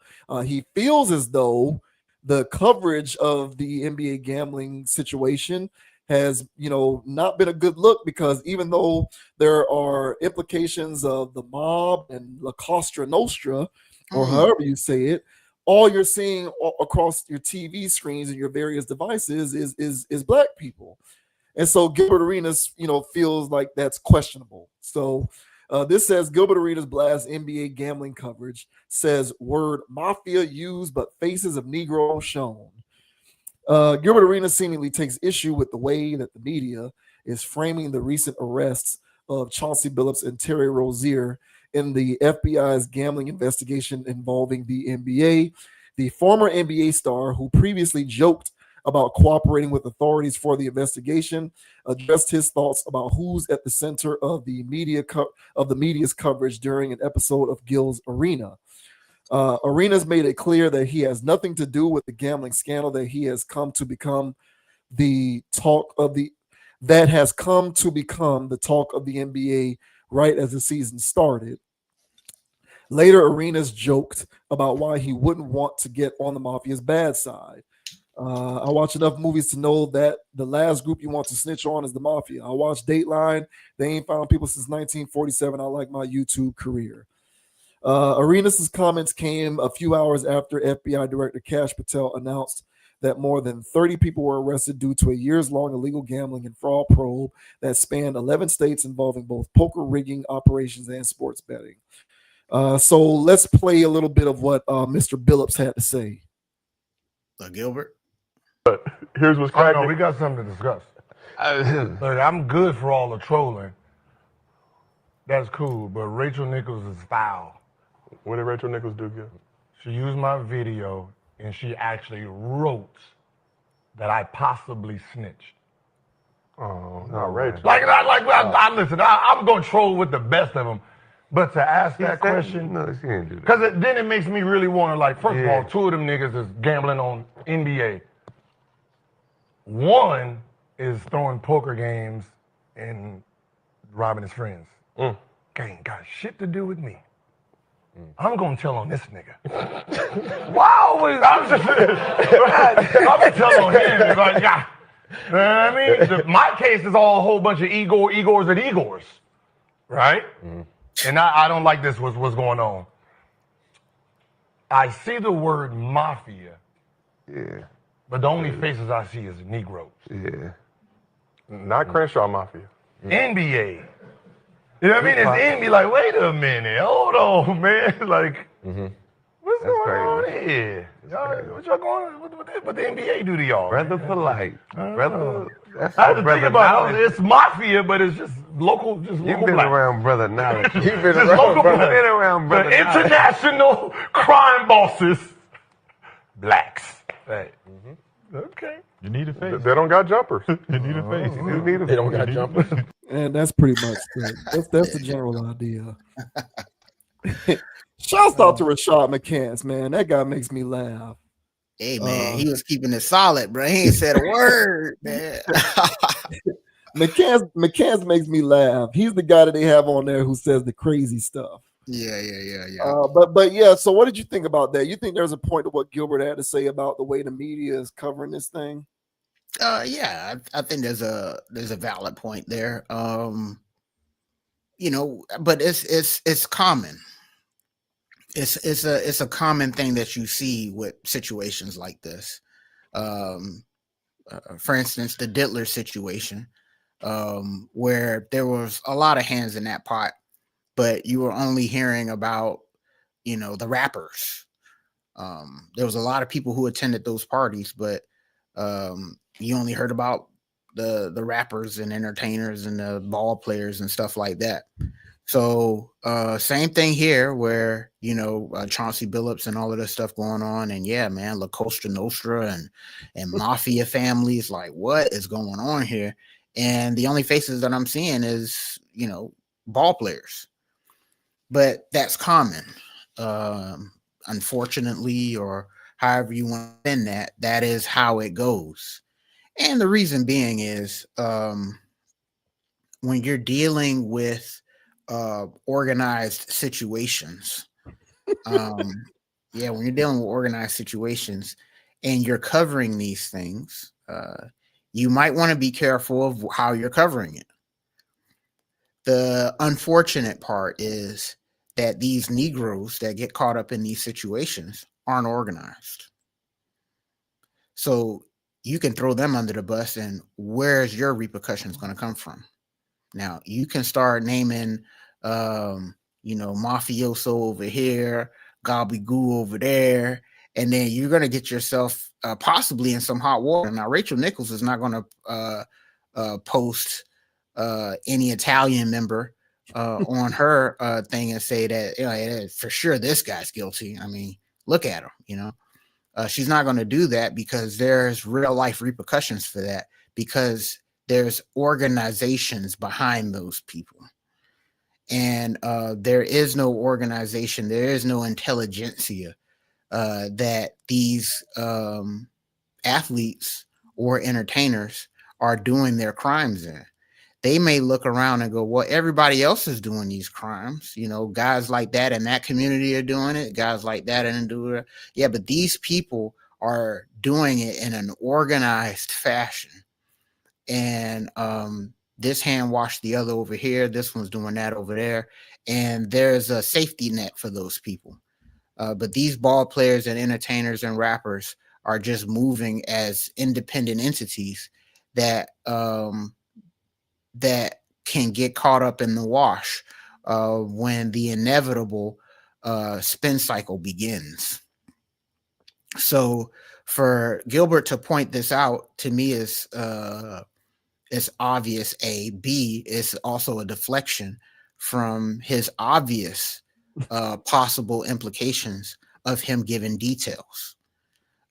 Now, are your situations, is your individual situation as Gilbert Arenas associated with Terry Rozier? No, it's not. What about Chauncey Billups? I don't know, bro. Possibly. You know, Gilbert, well, you know, he was saying that, hey, yo, my situation was I had an Airbnb. I would rent out my house to people who wanted to use my house for that. I snitched on those people. Okay, so that has nothing to do with Chauncey Billups. However, you know, I followed enough RICO situations dealing with these rappers. Is the feds collect people, and when they're collecting people, they get bits and pieces of information from people and let them go. And these bits and pieces are pixels to a greater picture. And so if Gilbert Arenas said, hey man, I didn't tell on whoever. No, but you probably gave up a few pixels, which helped make the picture to get somebody like a Chauncey Billups or whatever. Yeah, this is the piece that we need. Who else is having these types of games at the house? And because I'm sure that these guys run in circles. They go and start gambling in each other's houses or doing whatever. So who knows? So I feel as though Gilbert is deflecting here. So all in all, does Gilbert has a point? Yes, but my overall central point is that those families and La Costa Nostra, okay, they move in organizations and they move in silence. And that's why you're not hearing any names until the hammer eventually comes down.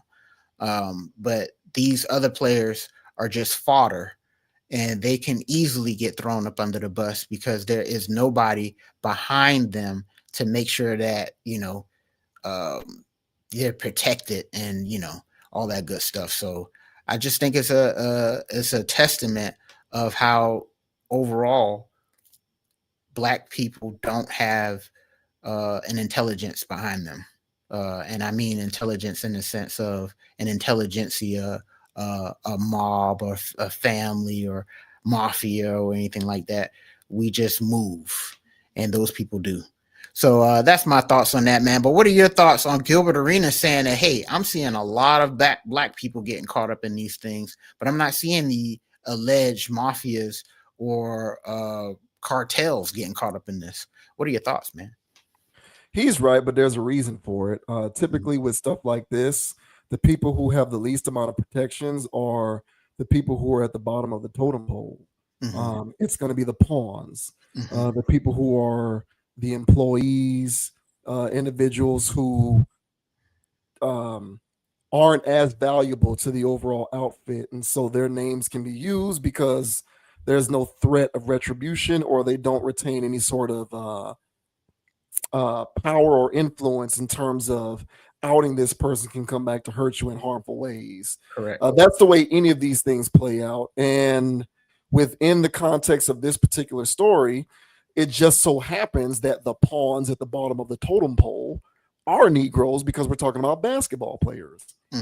If this was another operation in a different context, like if there was somehow, and I'm using a random example to try to make a point, but if there was a sports betting and poker scandal going on in NASCAR, the names being revealed would be white people, because in that particular sport, the employees, the pawns, the individuals with the least amount of power and influence, are the employees within that particular field of play, which would be white folks. So he's right by default, if that makes sense. And that's the whole thing. And so I ironically, this sort of relates to the point that you made. It really is a testament to how the individuals who are being named in the investigation, it reveals their sheer lack of power and protection. Yeah. Despite the fact that they are millionaires or multimillionaires and they were playing in the NBA or they were coaching in the NBA, in the grand scheme of things, all of that is irrelevant. Yes. Because at the end of the day, as well paid as they may be, they are nevertheless employees. Yes. In the NBA. They don't retain any sort of ownership. They don't have any sort of equity stake. They don't have the kinds of protections that individuals higher up who stand to lose more by being named have. Thus, they can be protected under the guise of more anonymity. Yes. These guys don't have that kind of power. No. These dudes are just well-paid employees. Yes. I forget what we were talking about before, where I tried to drive that point home, because there's a tremendous amount of disconnect between the general public in terms of the perception that they have of the stature of pro athletes. And at the end of the day, unless you're in those rooms and you're getting weird, like LeBron, for example, you don't have those kinds of protections because you're just a worker. You're an employee.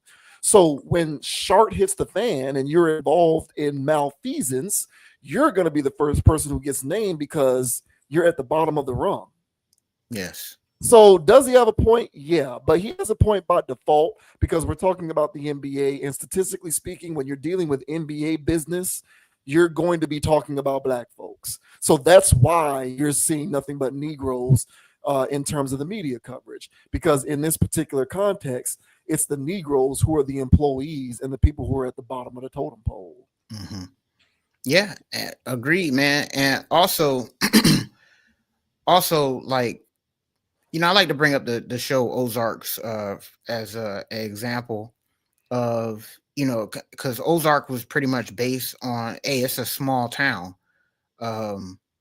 Big whoop, I can come in here and run this place. But even though it's a small town, there's hands you got to shake.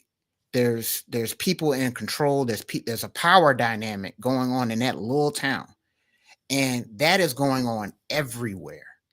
And if you don't move in a particular way, you are the low thing on the totem pole. There's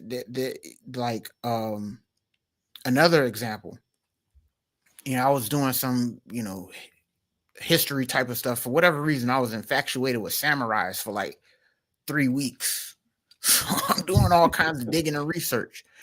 And what I found out about samurais is that samurais were actually the mob. They weren't just, yeah, we're going to, with our swords and stuff. No, they were the mob. And so what they would do is they would do typical mob things, shake people down, do all this other stuff or whatever. And they were the muscle. And so what they realized was over the years is that going through and doing combat and all this other stuff, it's not fitting. It doesn't work. So the samurais went from combat to going into politics. So then they started controlling Japan and stuff like that through politics. So there's lineages in Japanese politics that trace back to samurais. I bring that point up to say that the mafias and all of that stuff like that everybody loves to know, everybody loves to talk about, they make movies about in Hollywood as if that was something that went back in Prohibition, and those people aren't existing anymore. They're still around. They just went into politics. They just went into certain areas of business. They went in certain areas of the judicial system and other things. So if Fat Tony get caught up in a situation, there's somebody that actually works in the judicial system to make sure that Fat Tony don't really get bammed up that way.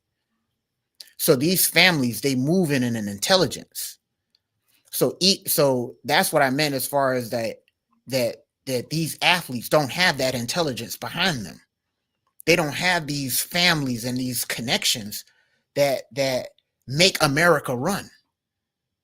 So if there is a situation where there is a large scandal that goes on, there's some files out there that the FBI lost.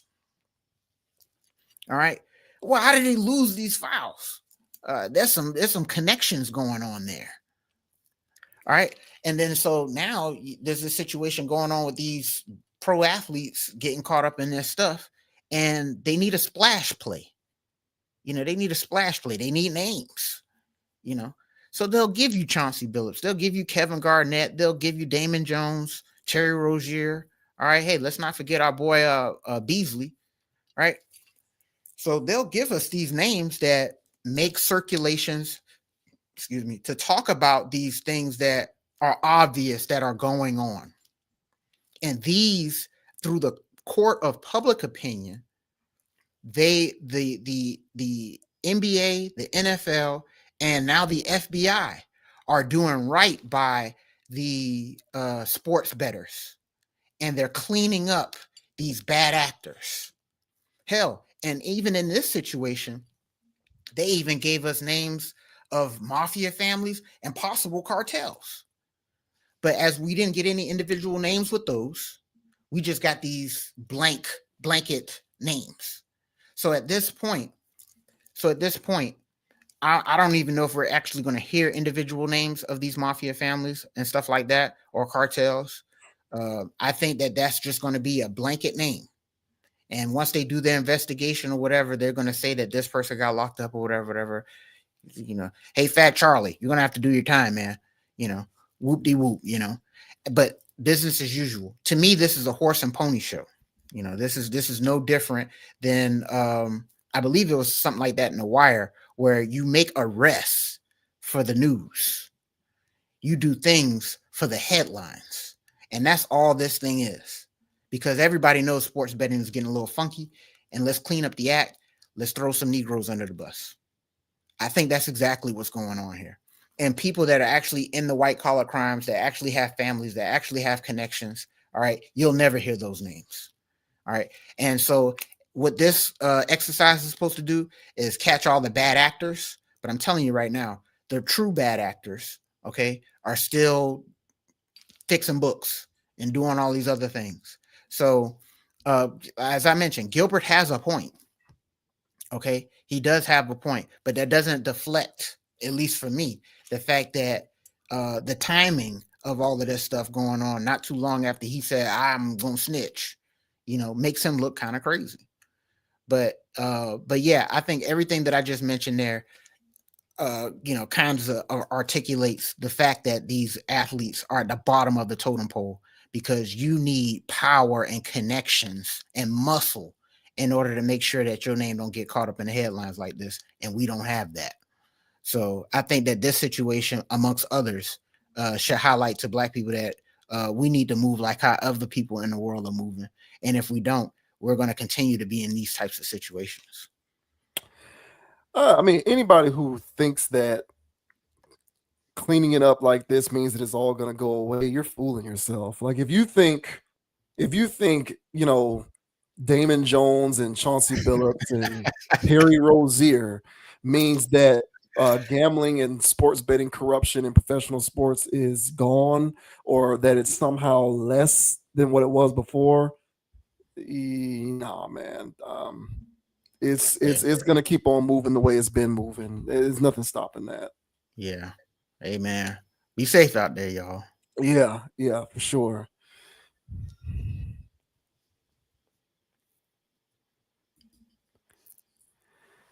And so now we have Halle Bailey, who apparently is an advocate for support for women experiencing postpartum depression.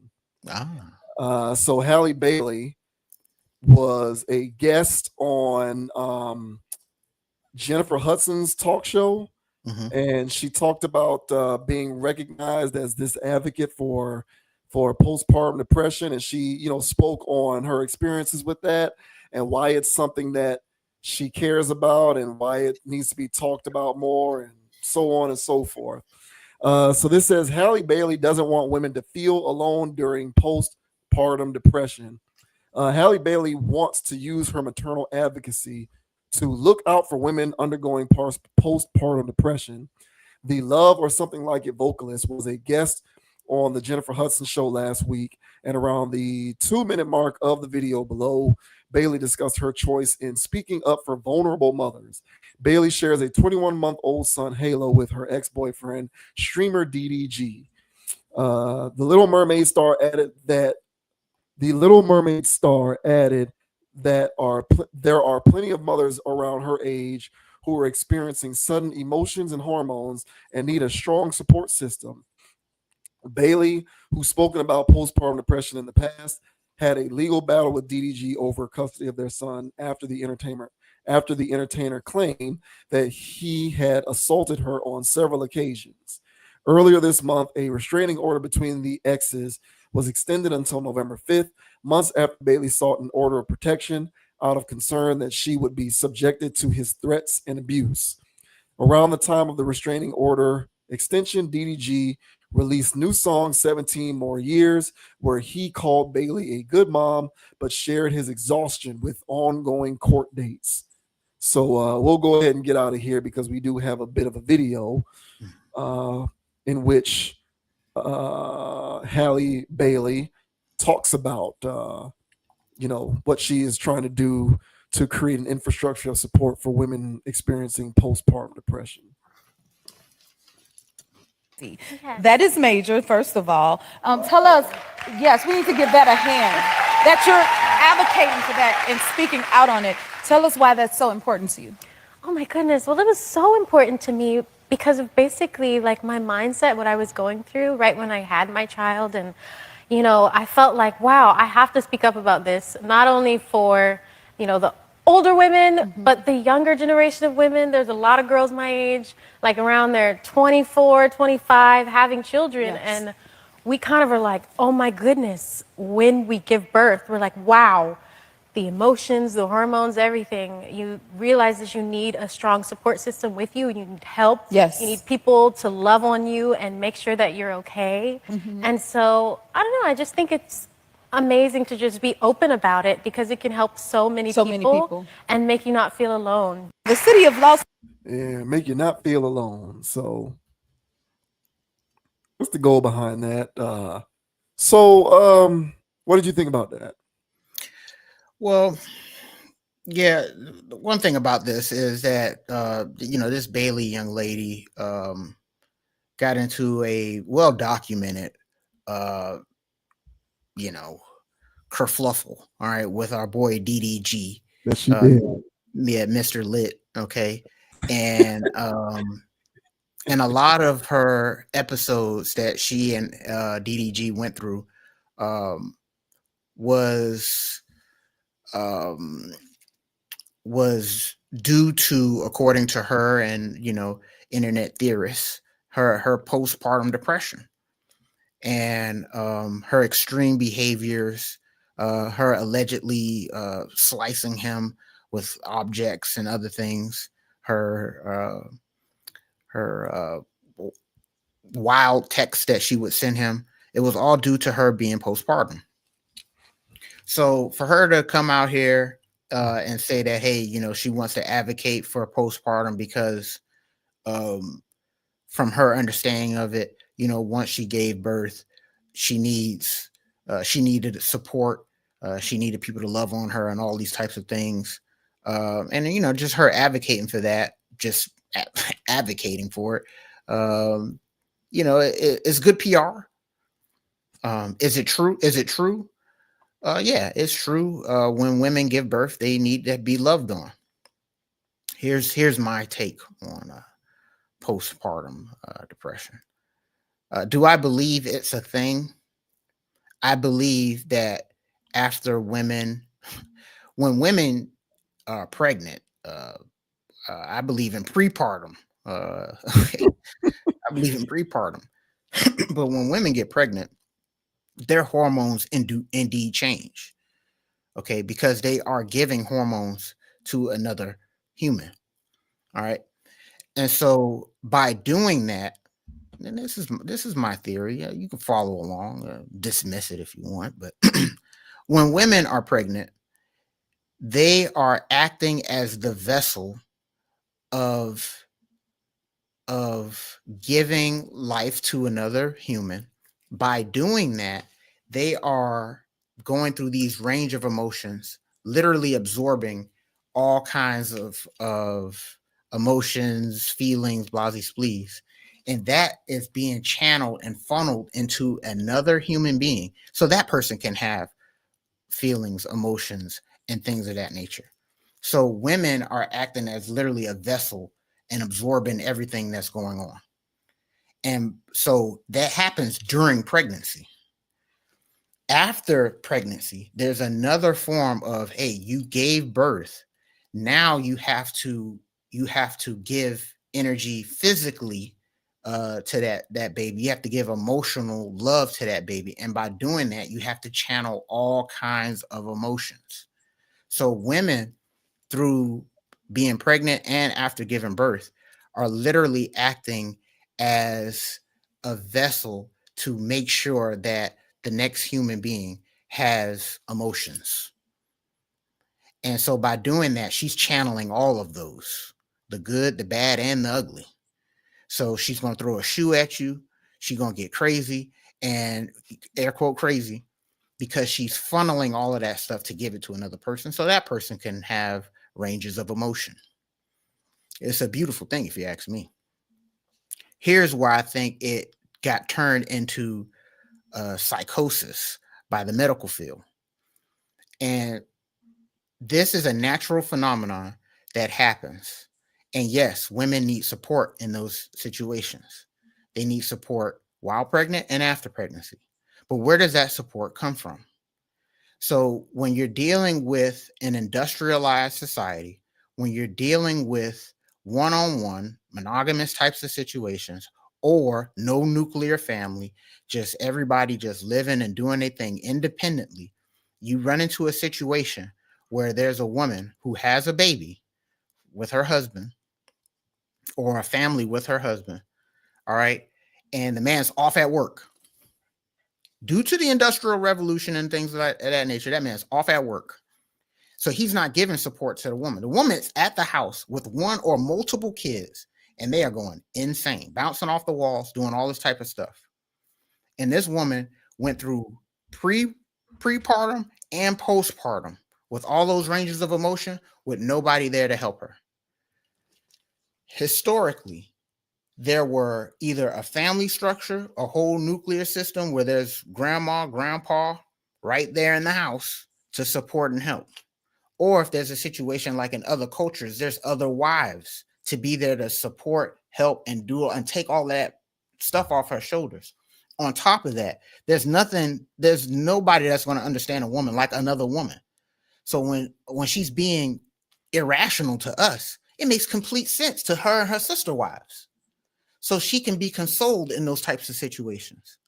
So my point is, when you're dealing with this isolated, individualized society where there is no comfort towards these women, then you have these, and in these industrial settings when a man is forced to leave the house and work and all that stuff and leave all that stuff to one woman, that is a recipe for allowing those range of emotions that woman is going through to not be cultivated, to not be reined in, and to go wild.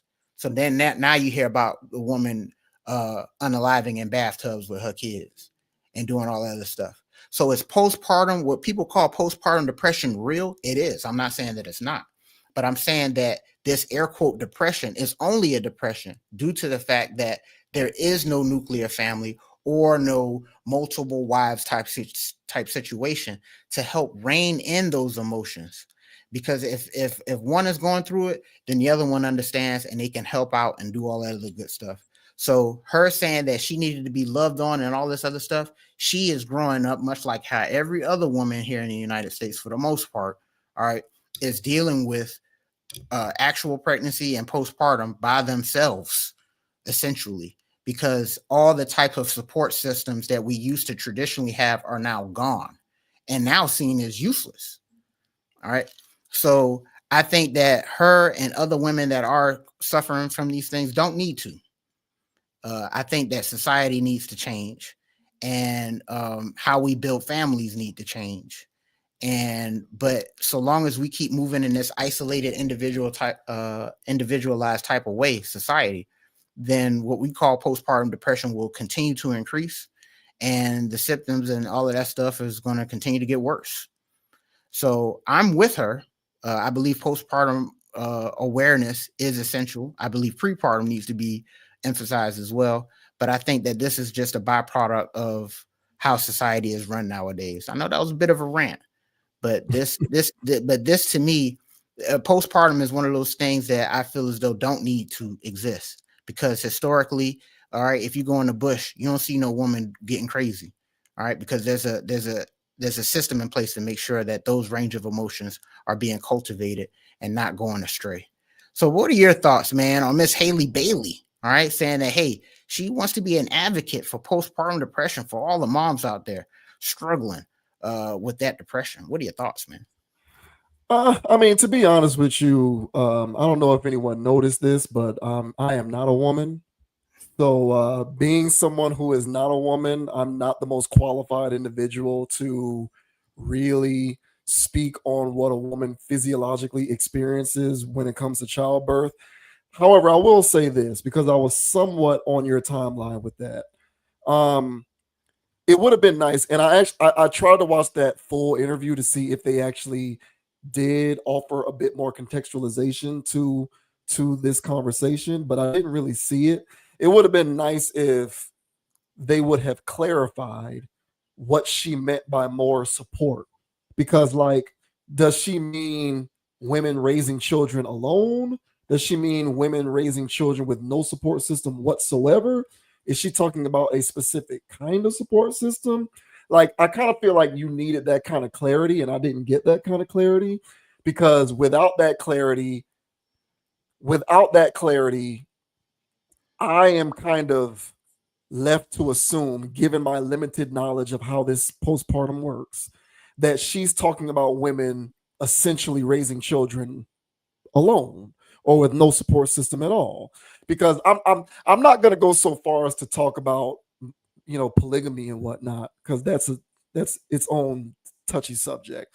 But what I will say is the nuclear family angle is something that I did think about and was going to broach, because you know, and I could be wrong about this, but I feel like, you know, if a woman is raising children, or if a woman gives birth and now she's raising children within a nuclear family context, and she herself comes from her own nuclear family context.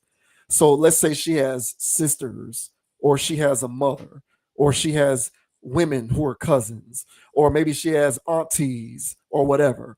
That support, I would imagine that would comprise the support system that a woman needs in order to not experience an inability to control those ranges of emotions. Yes.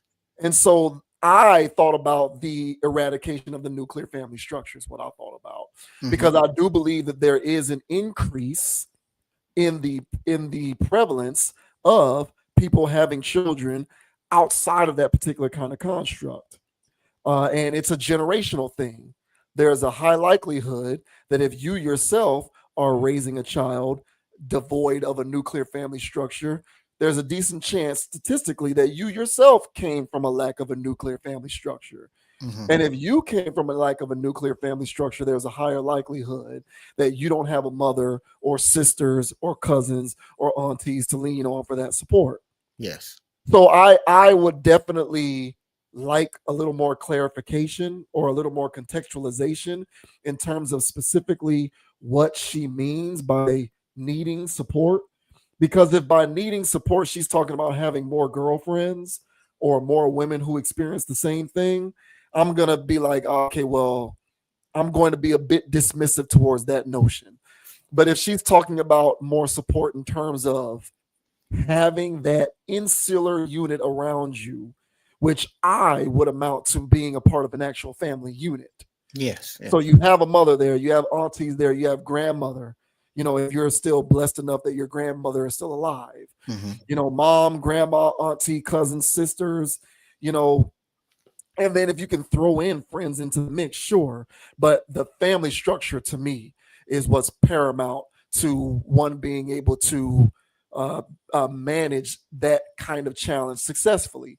And I do think we have come to believe that anything traditional nowadays is inherently problematic. Yes. And the nuclear family unit, in terms of the way that we perceive it, is a traditional notion. Yes. So as we continue to move further away from traditional notions, yes, you are by default going to continue to move further away from nuclear family structures. yes, And so when you move further away from nuclear family structures and you have women raising children outside of the confines of that, you're going to see more of a prevalence of a lack of a support system when it comes to being able to manage that. yes. So, I'm, again, this is me kind of speaking on it without being able to speak on firsthand experience. But what I do know for sure is the idea of a core family unit.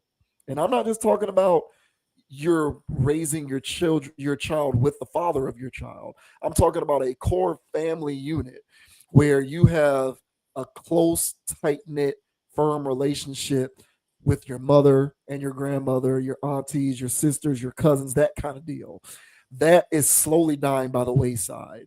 Yes. And so I feel as though the more of that is slowly dying by the wayside, unfortunately, there's going to be the rise in a lot of these aspects of collateral damage that come along with an absence of that kind of support system. Yes. So we can debate all day long about the causes of postpartum and where it comes from and how to manage it and whether it is clinical or whether it is a fallacy perpetrated by the pharmaceutical industry and the medical field and all of that kind of stuff. We can definitely go back and forth with those debates. But what I do believe at this point is undeniable is the erosion of traditional values.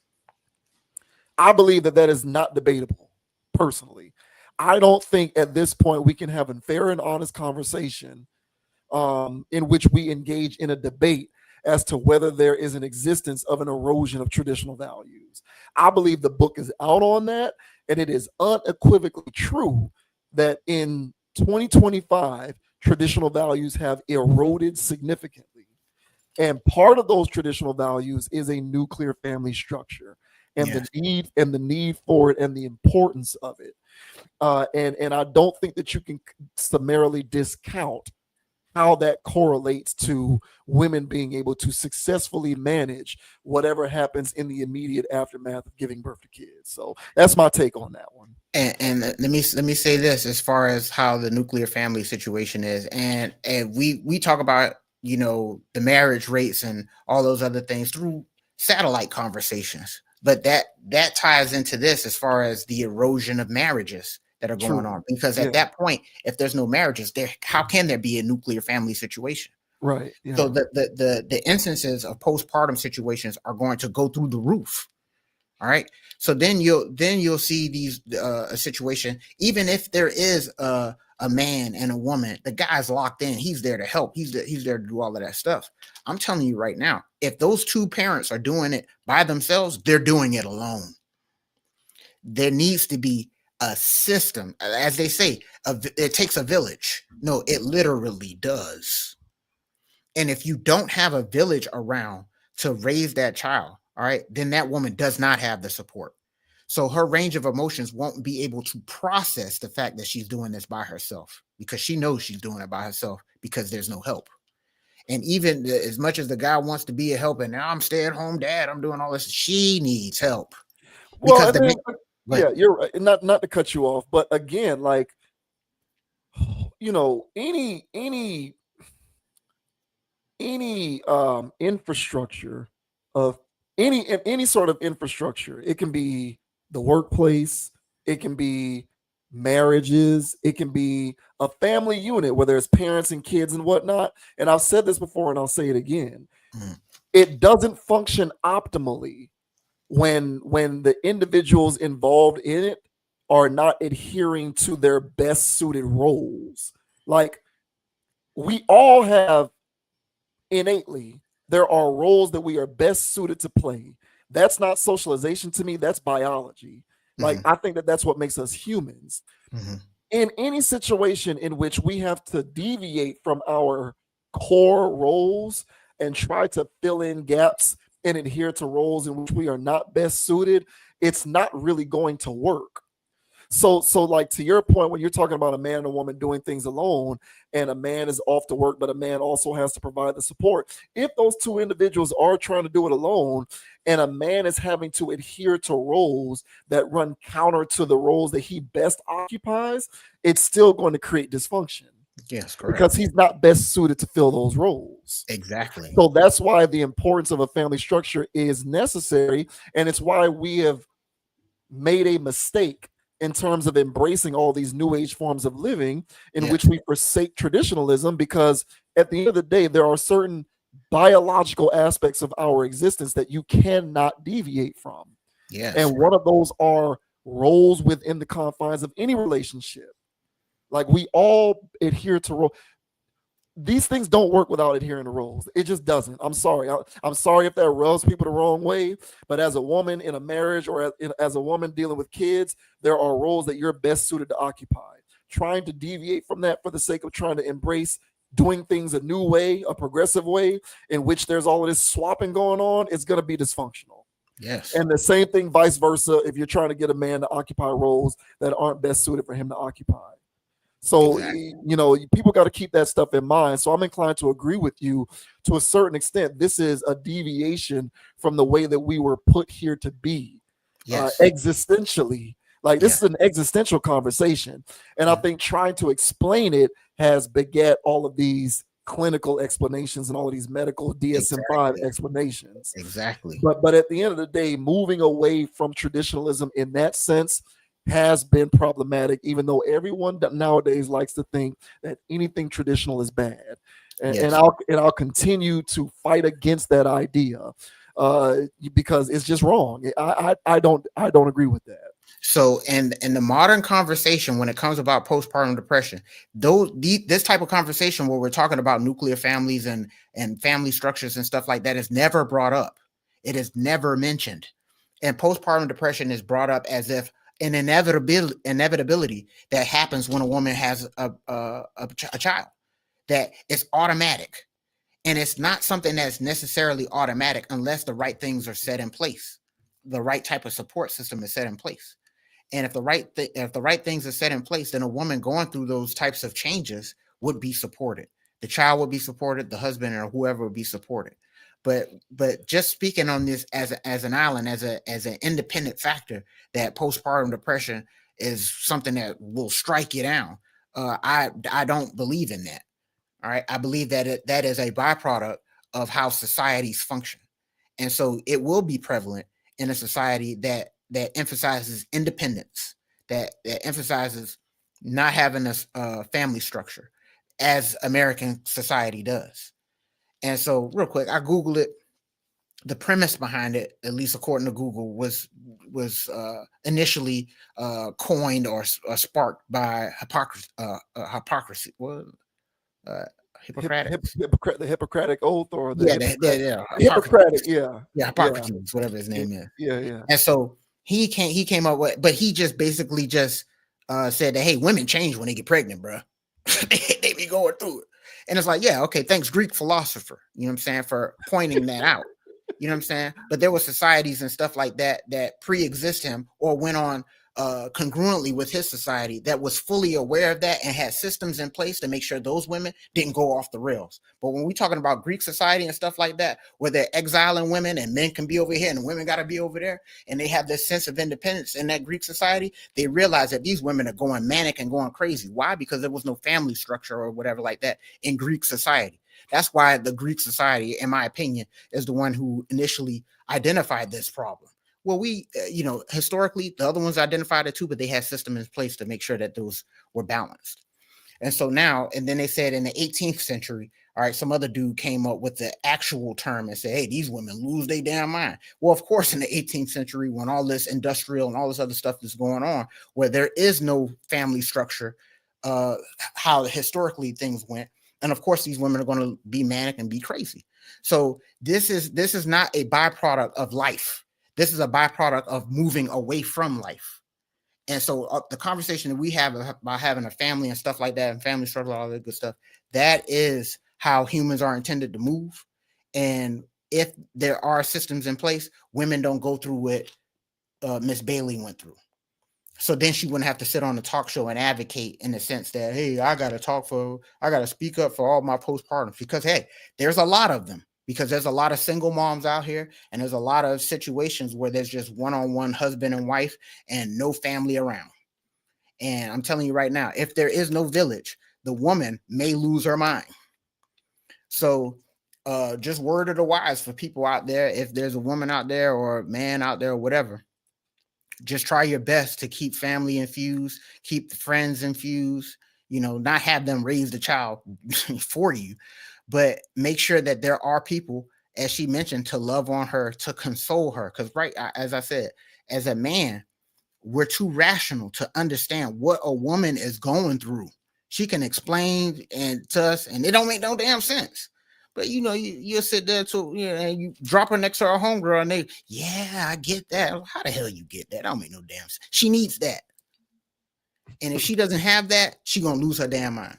Mm-hmm. So I think that this is a conversation that needs to be had, and not have postpartum just thrown out there as a buzzword. I think we need to get back to family. So I think that's my takeaway from this. And I think that's a pretty good takeaway. I think that's the overall takeaway. That was definitely the main takeaway that I had, was just the erosion of it. And even there was one thing that you said that I thought was pretty profound. You haven't said it in a while, but you said it a long time ago. You said one thing that's good about marriage is, it's not that marriage constrains you, but it keeps you out of trouble. Keeps you out of trouble.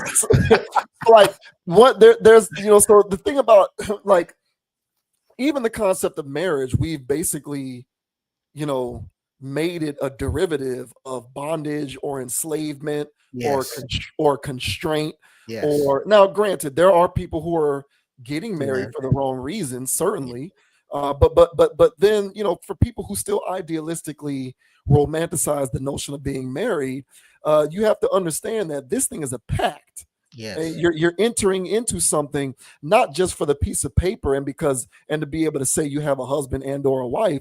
There's an infrastructure that you're creating as a result that has a lot of ancillary benefits. You get married, man, those in-laws, that becomes an additional set of hands. Mm-hmm. You know what I'm saying? Like, I had one friend who, she talked about how when she got divorced, things became difficult, not necessarily because of the divorce in and of itself, but because she lost a significant amount of a support structure because of the not having the in-laws there anymore. Mm-hmm. Because, she had in-laws to help her. Mm-hmm. She had even her husband's mother in addition to her own mother. Yeah. And so these family matters, Yes, it does. No pun intended. Yeah. It matters, man. And we gotta go back to the center with a lot of this stuff in the world today. I'm gonna get off my soapbox, but we've gone so far left with so much stuff, and it's like, yeah, man, independence and individual agency and all of these things. It's like, there's this idea that in order to pursue one, it means that there's the absence of the other. Yes. And what people tend to discover in the pursuit of these things is you've achieved all of this, and you still feel empty, unfulfilled. Yeah, you still feel empty, and there's something missing and something wrong. Yes. And then you'll have people who make $40,000 a year, and they feel great, and they don't care about how much money they make or how successful they are in their career, but they've achieved all of these other things, and so they feel whole. And I'm not trying to dismiss people who go the career route or anything like that, but life is all about balance.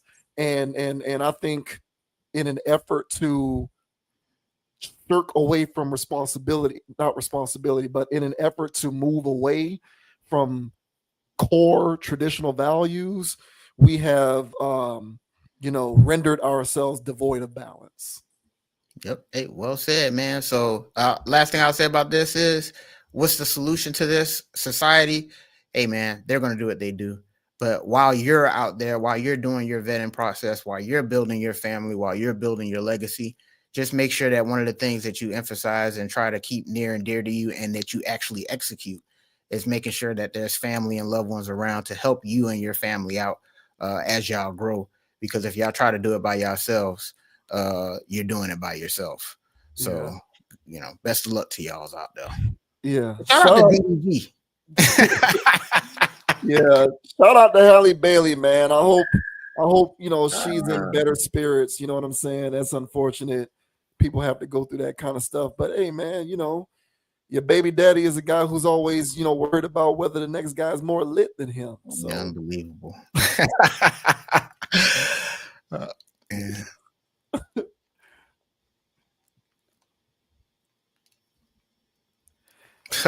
Your girl. We close things out with Megan Thee Stallion, who believes that bots are out to get her. Oh boy.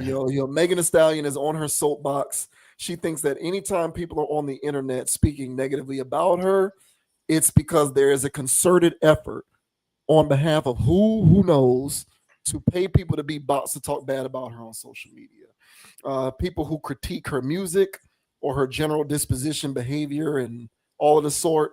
If anyone dares to do such a thing, they're being paid to do it because no one would dare ever fix their face to say anything about her because apparently she's perfect, I guess. Megan Thee Stallion believes that bots are out to get her. And she's warning all her fans to not pay attention to stuff online unless she tells them Right. to pay attention, because when she tells you to pay attention, that's when you know it's worth perking up and paying attention to it. So this says Megan Thee Stallion calls out alleged paid bots for attacking her. Megan Thee Stallion is done taking garbage from everyone who's willing to speak ill of her. The Houston Femc hopped on a live stream over the weekend to call out an alleged coordinated online attack. In the video caught by Live Bites, the songwriter expressed her anger over this alleged wave of hate. What's more is that she believes that bots are spearheading all of this. So I'm not going to read the quote because we got a nice little video we're going to show everybody. To conclude, she encouraged her fans to ignore the noise and only respond when the time calls for it. So,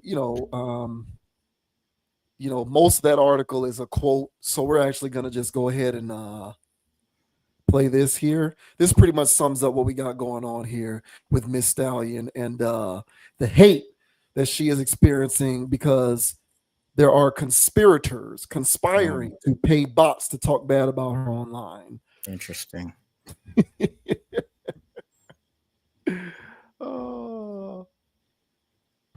When I do peep online and see what y'all doing, I feel like y'all get so easily riled up and easily discouraged when y'all know people get paid to talk crazy about me. Like, don't it seem a little weird, like how overwhelming a lot of Megan Thee Stallion hate seem? Like, that don't seem right, do it? It's not, because people are getting paid to do this. These are bots. These are paid people. Like, if you scroll through some of these people's tweets, it'd be a man that been tweeting about sports for 8 years. Now all of a sudden, he just hate Megan Thee Stallion. These people are getting paid to do this. Stop listening to them. Now, when I give y'all something to cry about it. All right? Then we can start crying. I ain't gave y'all nothing to cry about yet. First of all, we're going to start this off by saying that I am very happy for Megan, okay? After all she's been through, I'm very happy. She got Clay. She's in her Lover Girl era. She feeling like a goddess. Love that for you. With that being said, that song is garbage. I'm so sorry. That song is garbage, and I don't want to argue with anybody about it. Pop that for your man. Pop that for your man. Why you like that? What? Where is the Lover Girl in that? Megan, try it again. Go back and redo that. Because ain't no way you had us in a frenzy. Ain't no way. I didn't want to hear no sexy red. I wanted to hear this is a healthy relationship. This is a mature relationship. I don't want to hear no pop that, pop that, pop that. And Megan, sit down, bruh. You see all the shit going on in the world. Government shut down. They cutting on stamps for people and shit. And you out here just shaking butt. Supposed to eat your ass? Girl, get my face. Say, yeah. Shut the f up. I don't want to hear that shit. Okay? I don't want to hear that. I'm in my element. I got my queen on board. Of course I feel cool. I'm the coolest guy in this harbor. That's for Oh, man. He in his element, bruh. Well, shouts out to those women who were clapping back. So that video, by the way, was put together by Dogon, of course. That was just to show the juxtaposition between what she claims people are complaining about and then what she's actually doing through her music. And so those individuals commenting were actually, I think, reasonably talking about how they were not fans of her new music. And, Megan Thee Stallion feels like, bots are being paid to go at her. So the video that Dogon put together was just a juxtaposition of what she was putting out and how she feels like people responding to that are being paid to hate on her irrationally. So the floor is yours, man. What do you think? You think Megan is right that bots are being paid to hate on her online? Nah, I don't think that's what's going on. But of course, that's what she's gonna say. That's what she's gonna do. So, that's what you have to do in today's modern era when you're actually catching backlash, is that you have to blame bots or AI for trying to tear you down. And those videos were coming from Meg fans. I could have put more in there. All right, there was people out there that was actually, hey, Meg, I'm a fan, but this ain't it, And yeah, the lyrics to it are just a joke. It's a joke. It's straight down the line of everything else she's done. You know, her it's just now that, you know, her telling the people to, you know, pop they pee for their man, which in principle, I don't have a problem with. Okay, I don't have a problem with popping the pee for the man. You know what I'm saying? But her, like the young lady said, like, hey man, there's real stuff going on out here in the world. And you just shaking butt. You know what I'm saying? And but of course, that's what Megan Thee Stallion, that's literally the only thing she's good for at this point is hypersexualization, sexualizing herself, and having every message have something to do with erotic things. So I wasn't surprised once I saw the visuals, once I heard the lyrics. Yeah, this was atypical Meg Thee Stallion. The thing that actually surprised me is that the Meg fans wanted something different. Or they thought, or rather, they thought they were getting something. They must have thought they were getting something different. Well, I think that the teaser to this was probably that, hey, she's making a song about being a lover girl because she's with Klay Thompson. So I'm assuming they thought they were actually going to get a love ballad. Okay, the only thing you got was a strip club anthem again. All right. I don't expect any love ballads to come from Meg Thee Stallion. All right. She is who she is at this point. And honestly, expecting something different, you know, I'm kind of shocked about that. But I'm pleasantly surprised, I would say, that the overwhelming majority of feedback that I have seen from this content. Now, of course, you're going to get the yuppies out there that Clay, you better watch your back because this video's hot, you know. Oh yeah, you know, all this other stuff. And it's like, listen, man, this fake celebrity relationship is just that. I mean, that's why I played that clip at the end where Clay was like, I'm in my element right now. I'm in my element. Of course I feel cool. I'm the coolest guy on the dock. And it's like, bro.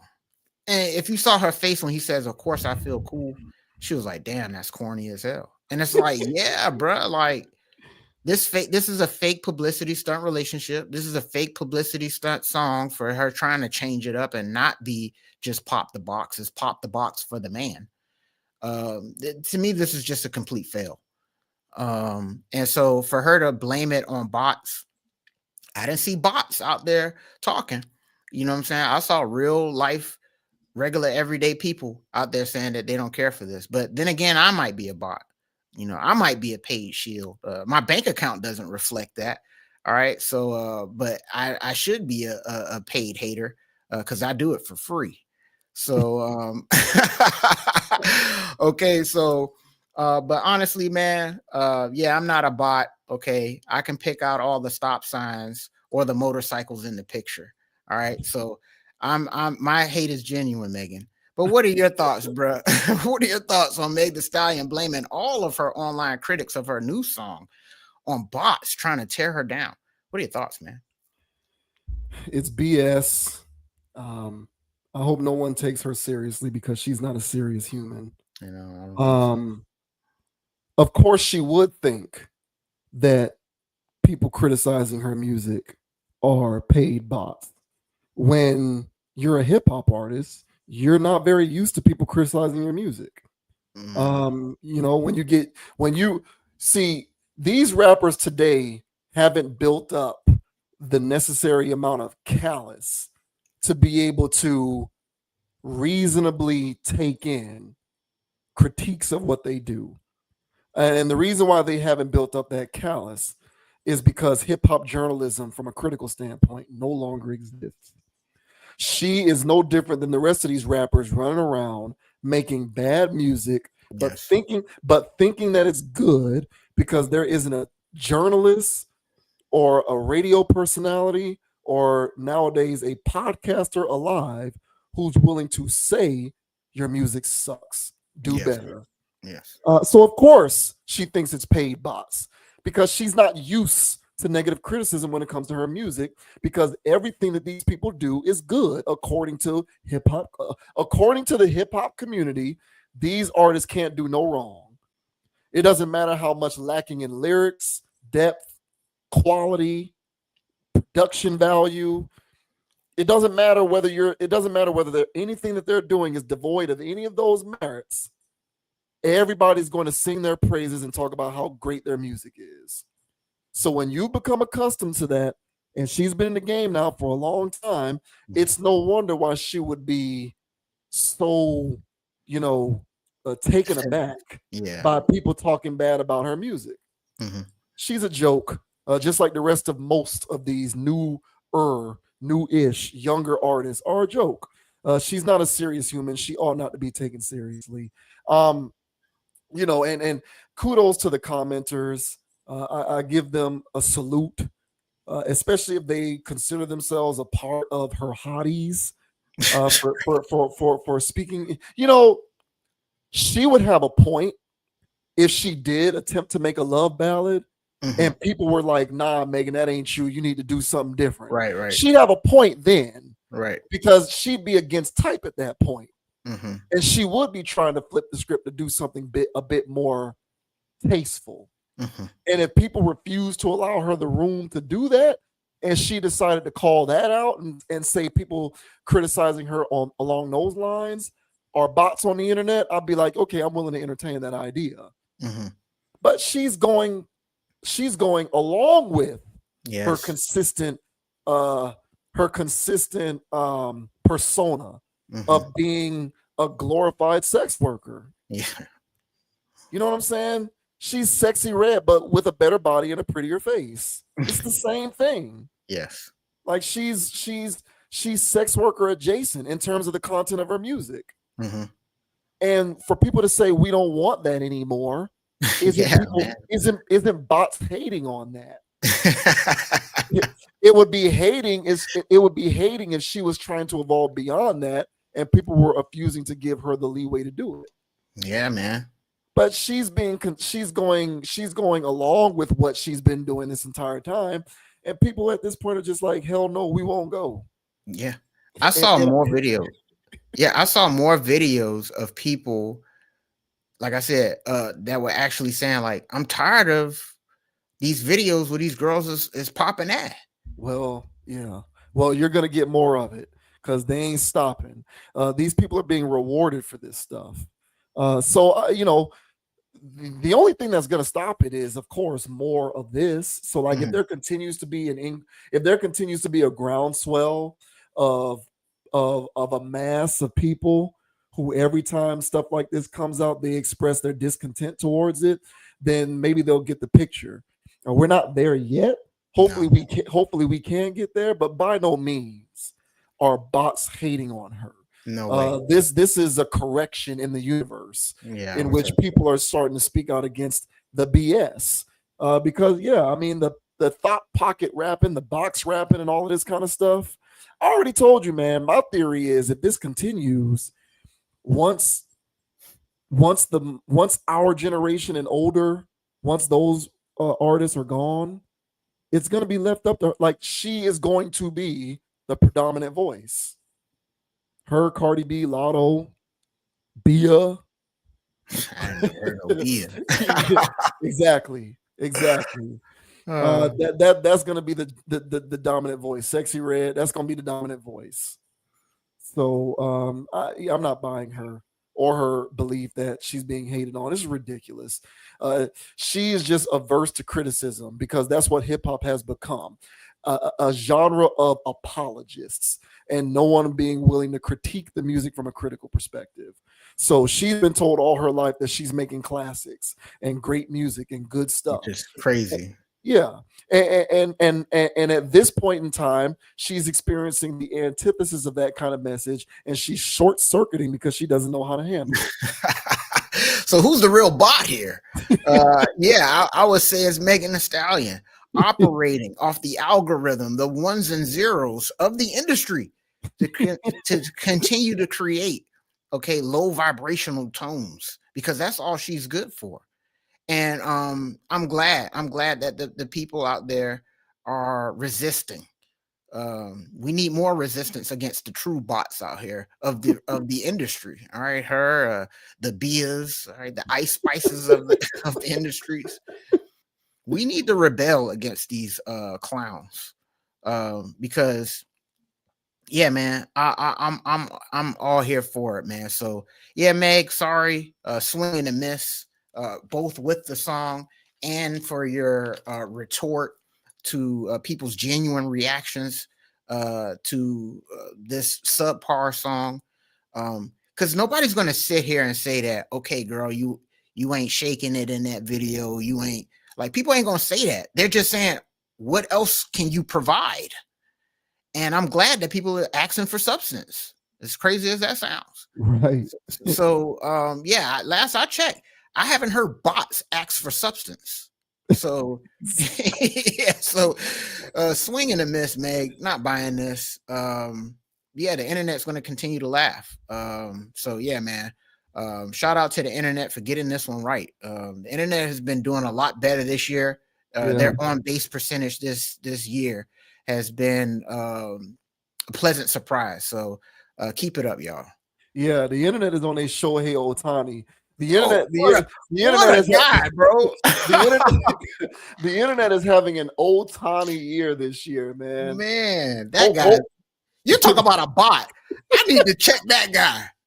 No, let's have that conversation. Was he really constructed in a lab? That's not. Some guy said that on the whatchamajig, like, oh yeah, you know, whatever. Like, we might have to have a conversation of this guy being a robot. I was like, no, that's a legitimate conversation. Like, we really have to figure that out. Was he actually constructed in a lab? Me personally, I think he was. Like, I'm not even playing, bro. I'm not playing. That guy's not human. Yeah, he's not. He's not. Like, he's actually, like, you know, they're saying that, now we going off topic, but I don't care, that he's like the greatest athlete ever in the history of like team sports. And, you know, but baseball, it's headed in that. I mean, yeah, because it's baseball, right? Yeah. But I mean, the guy's just doing insane stuff though. So what a pleasure to watch, man. Yeah. But yeah, Megan Thee Stallion, 1,000 Lashes, get out of here, and Clay, bro. But you know, I you know, it is what it is, man. I'm not gonna say too much about Clay because it's similar to Russell Wilson. It's he is Russell. See, Klay Thompson is more Russell Wilson than Russell Wilson is, and we need to have that conversation one of these days too. I'm serious, bro. Like, that is not it, bro. Like, I was gonna say, it's the Russell Wilson effect. Like, Russell Wilson, to a certain degree, I can't really look at him sideways because I'm pretty sure to him, he's like, I'll never get a girl like this again. And I kind of feel like Clay looks at her the same way. Like, Clay's, I believe, and look, I don't know them. This is just my speculation from just looking at it from afar. I feel like Clay in his mind is like, what are the odds that I can get another girl like this again? And so he's willing to put up with more because he looks at her, especially physically, as the pinnacle of what he can achieve. And so when you're dealing with that, when you're in that mindset, as a guy, sometimes you're more likely than not to put up with BS. So good luck, Clay. Lord have mercy. Come on, Clay. Jesus Christ. What a show. All right, y'all. We out of here, man. JV Wins Dogon SS, as always, usual channel, TikTok and Instagram at ConApproach, CONAPPROACH. Check me out on Instagram at JV Wins, JVWINS. Subscribe to the podcast on Spotify, Apple Podcasts, and Amazon Music. You know, hopefully they clear up this thing with the NBA with the gambling stuff so that I can actually reasonably enjoy the games, even though now I kind of look at it as a free-for-all. But even though I look at it as a free-for-all, I still can enjoy the games, but not with this stuff going on. So just get it over with. Yeah. But yeah, subscribe to the channel, man. Hit that like button, leave a comment. Let us know what you think about the commentary in this or any other video. And as I always like to say, y'all, you know, have a mind of your own. Don't be a group thinker. Think for yourself. And until next time, I'm gonna say it, even though we having a down year. Go Seminoles. There you Looking go, forward bro. to our game this week, man. There you go, bro. Hey, man, the name is Dogon SS.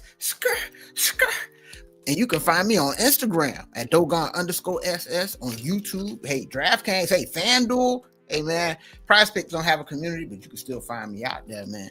All right. If there's a social media platform, Dogon_SS is out there. Make sure you guys like, subscribe, follow, and all that good jazz. All right. We greatly appreciate you guys for watching. All right. Consciously leaving comments, sharing. Okay. Subscribing. All right. Hey, man, without you guys, there are no us here every Tuesday night, bringing the heat.